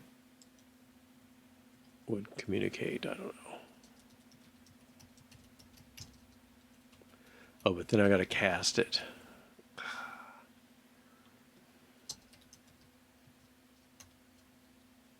I think I don't want to cast in there now. Yeah, whatever. All right, and let's add another third angle.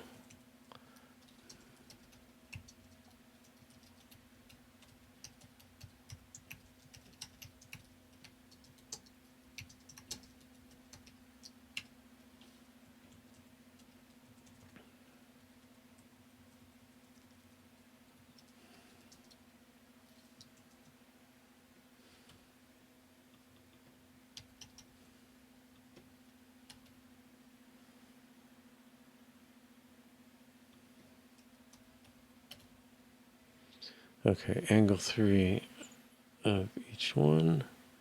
And then let's check 2 versus 3.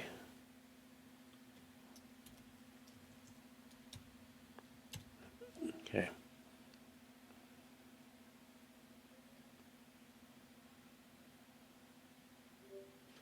Okay, I like that.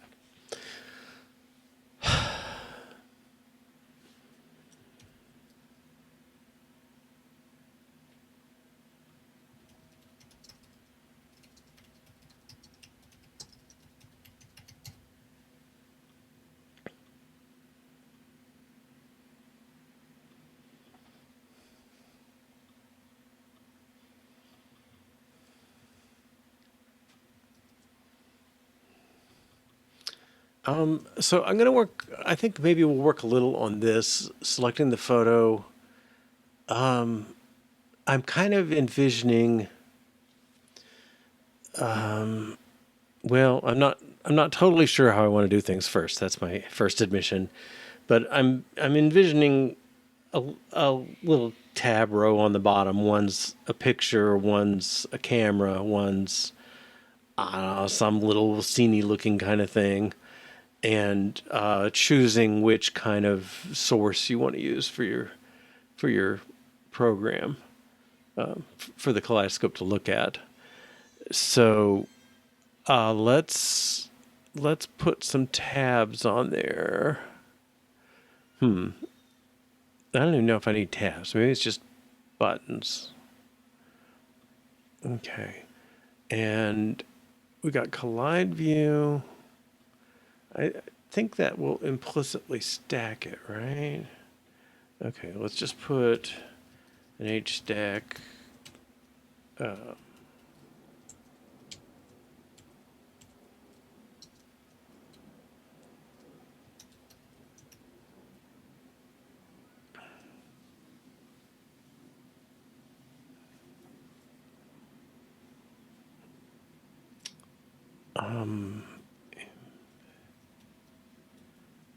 Misremembering this. I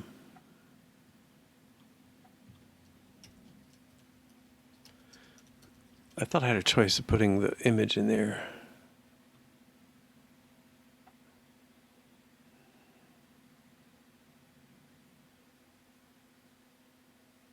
Oh yeah, there we go.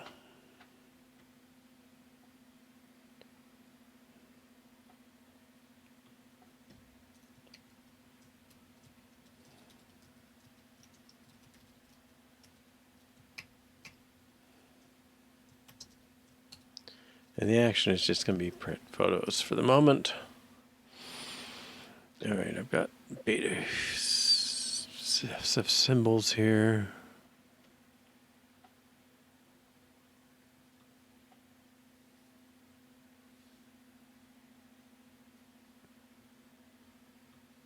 Camera and photos.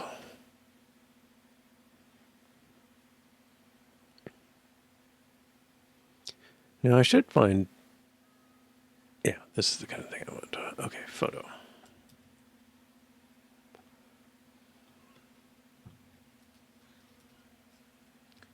Okay, and let's stick the other buttons on just to have them.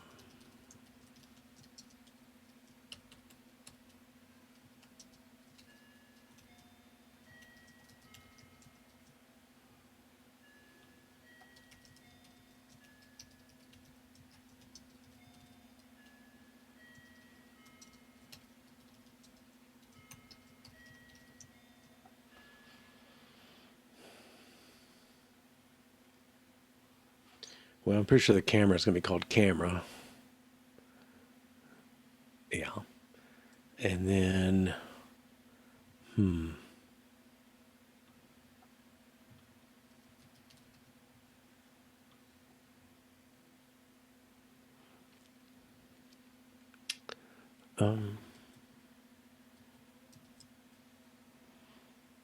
wow, what would shapes be?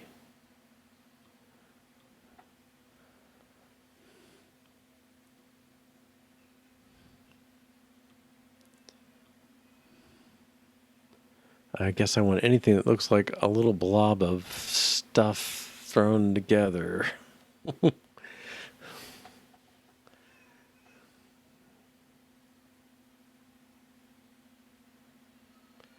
maybe something like that might do it.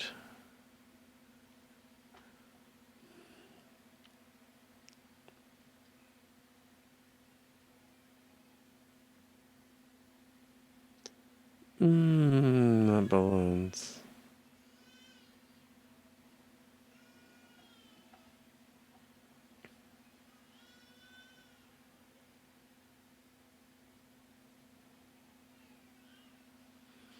Maybe something like this. Or that.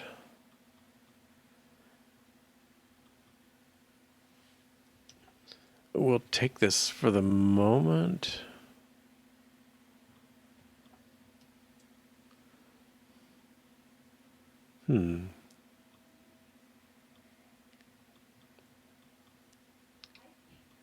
My preview really does.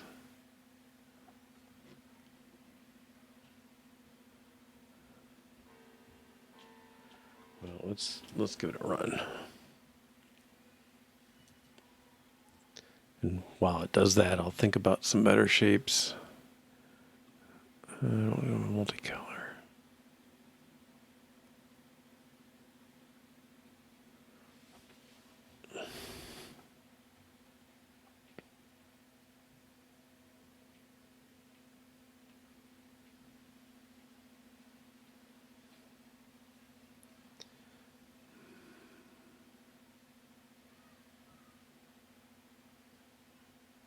No, I don't think that helps me.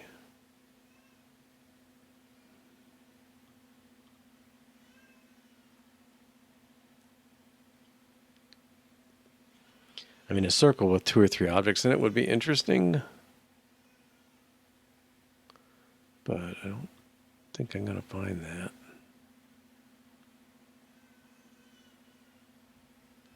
I mean, that link circle almost may be violating what it sets out to do.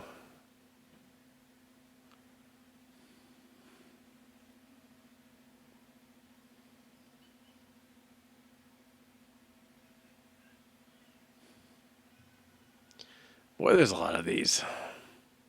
And yet I do searches and often come up blank. So what does that mean? I don't know.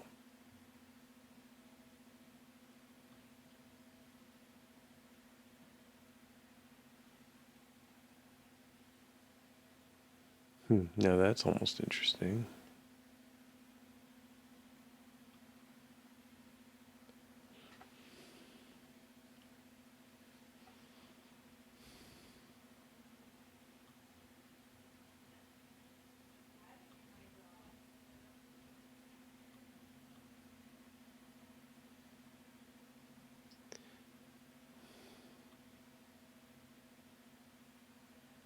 Unlikely.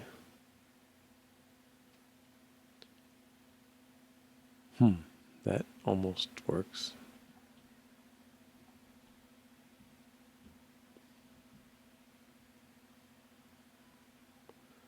Let's take that.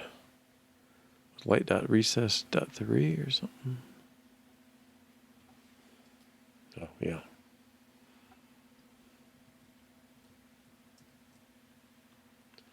No buttons.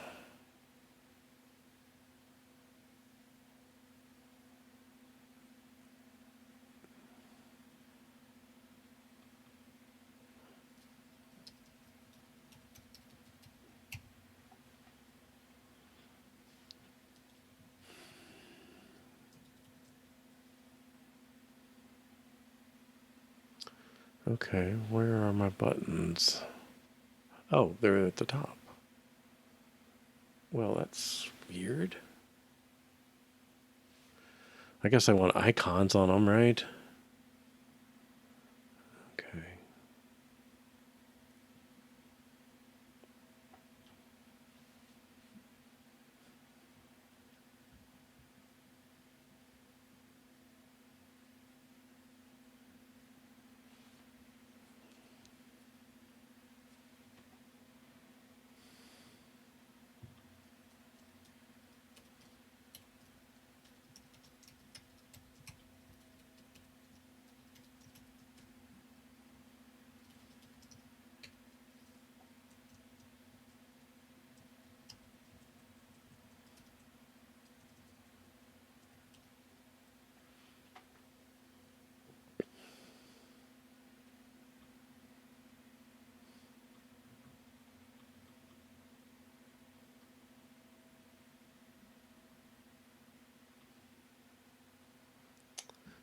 Well, that's not really what I want. Why is it put at the top?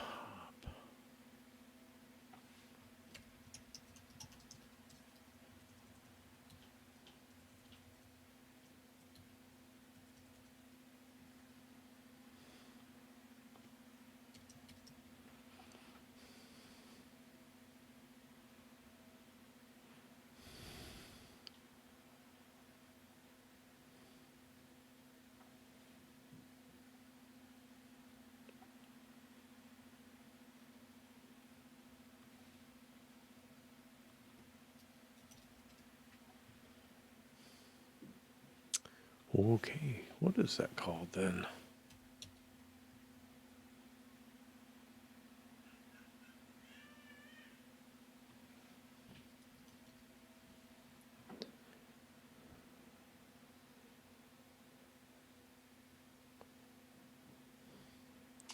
Oh, was it label?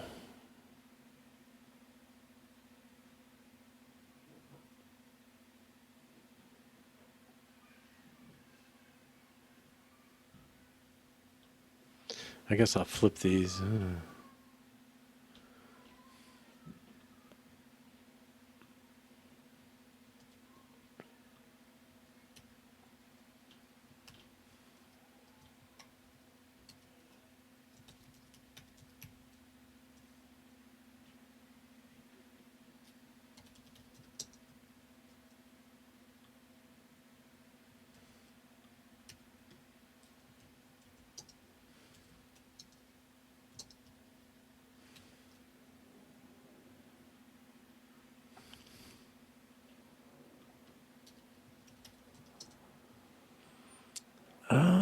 Do I?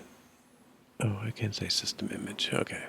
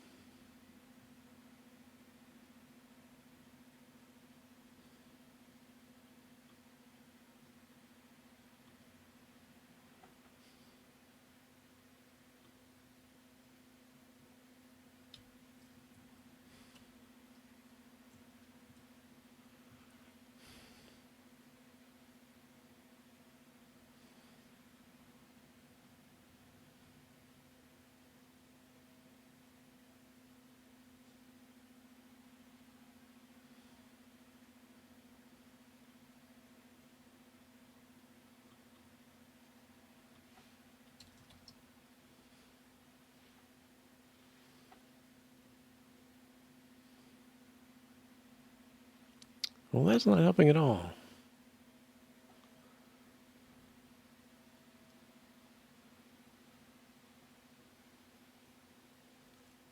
Um, is it the tab stuff that does that?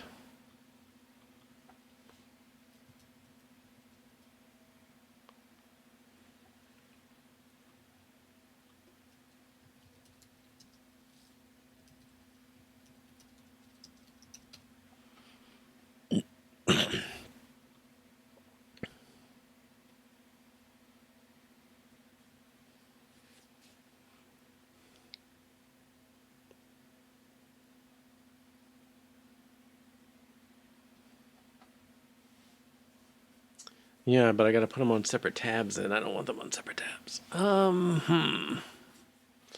Maybe I should. It might not be a bad thing. Okay, so I tab view and then the stuff. Okay.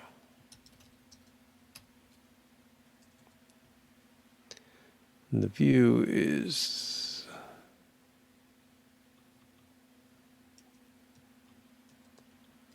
that.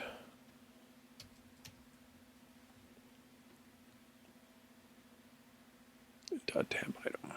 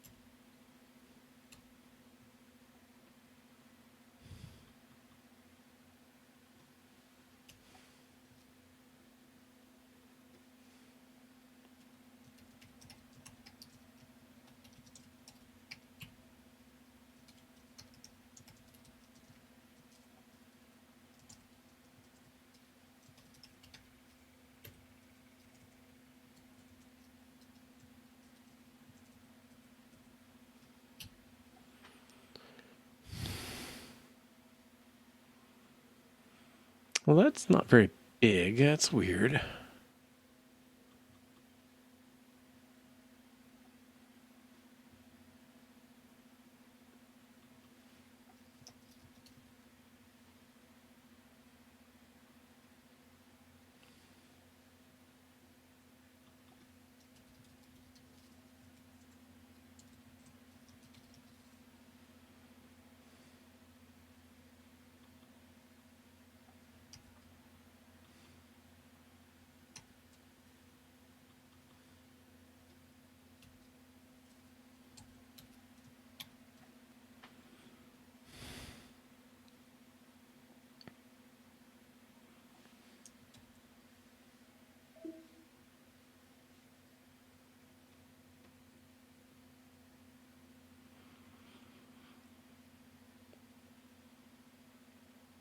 Okay.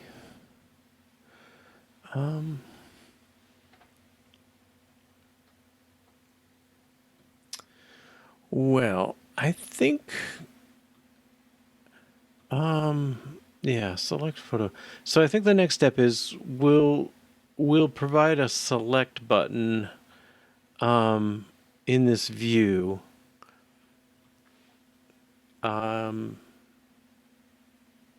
Yeah, I should just do it that way. Thank you, Mudsharks. I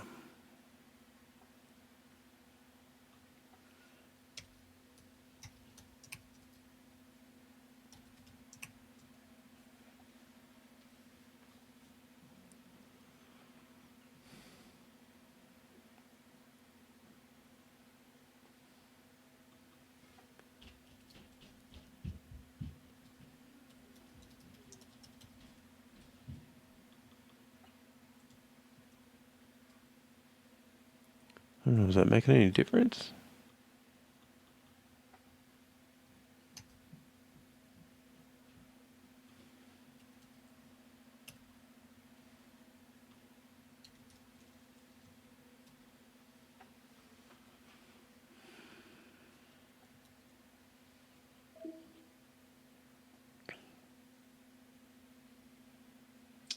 Yeah, I wonder. They seem small to me, but yeah, that doesn't seem to have responded to anything.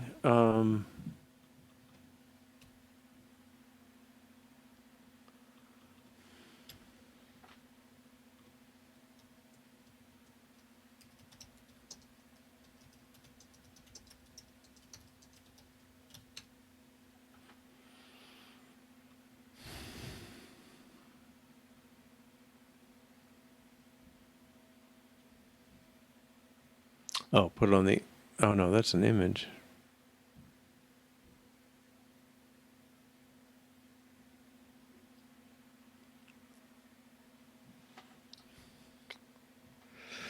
Create a tab bar item.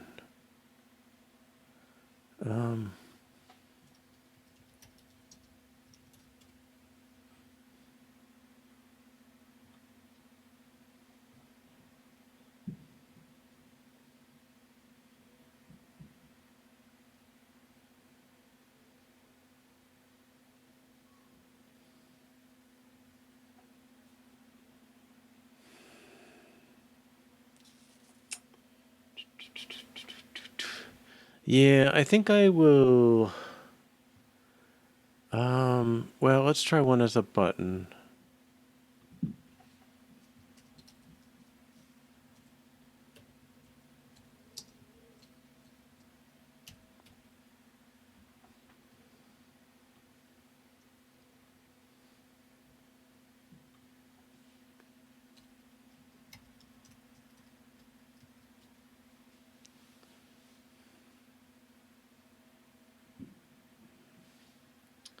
No? Okay, let's put it back. Okay.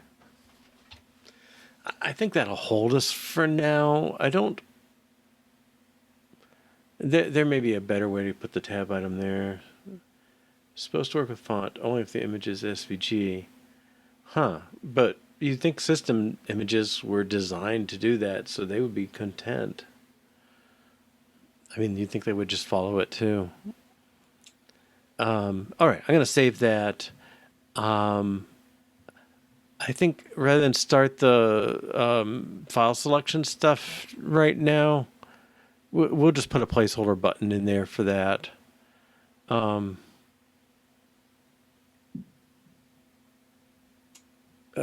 Tab item, I guess in, oh, is something,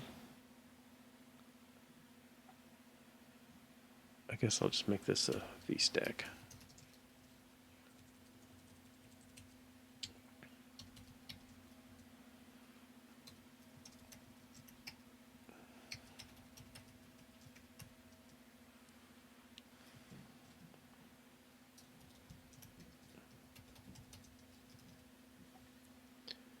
Okay. Yeah, this is going to need some UI work. But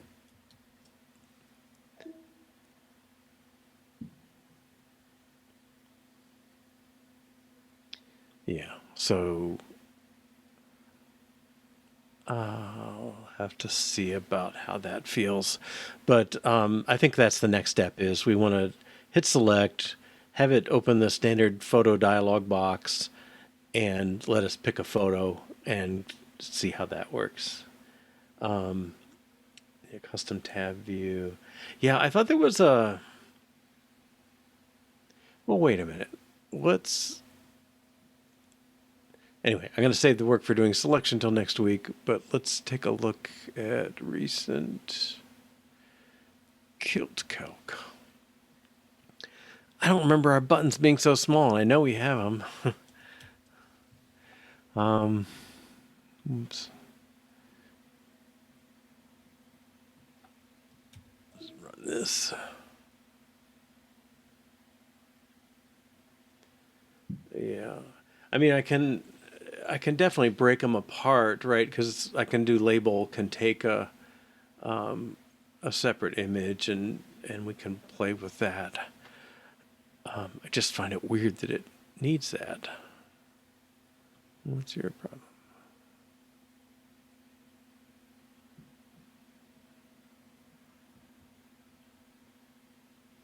Okay, well, I guess those aren't that much bigger.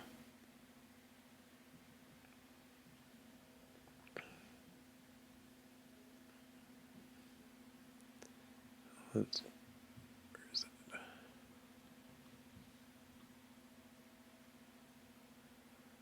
Label. Yeah, I think we just took what came out of the box. Okay. Well, to change font size of the image itself. Yeah, I don't think we tried it. Like, you think this will take a font size? Yeah. Those all look generic. Okay. Yeah, I mean, I'm okay to let the UI stand alone from it a little bit. I can't say these look well. I think this on the right looks bigger, but on the other hand, I don't have them in a comparable size. Come on.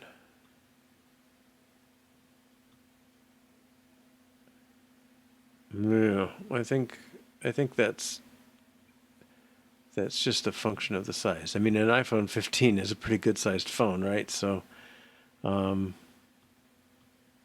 I don't know if it's that big. All right, but anyway, we'll save this till next time, and or beyond. Yeah, I think you're right. If I change it to an image, then I can control it. Image system name. Okay. Okay. Yeah. We'll do that. I'll leave a note in there. Just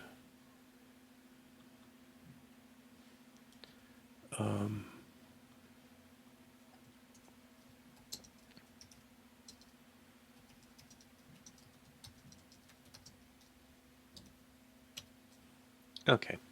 All right. So I'm gonna stop there for today. We will pick up next time. Let's stop on the right one, and add that photo selection. I'll see if I can borrow that phone and try so we can try rotate. We may just try it with the rotate left, rotate right, and then manually double check it at some point. And I'll probably read up on live camera and see if that's an easily doable thing.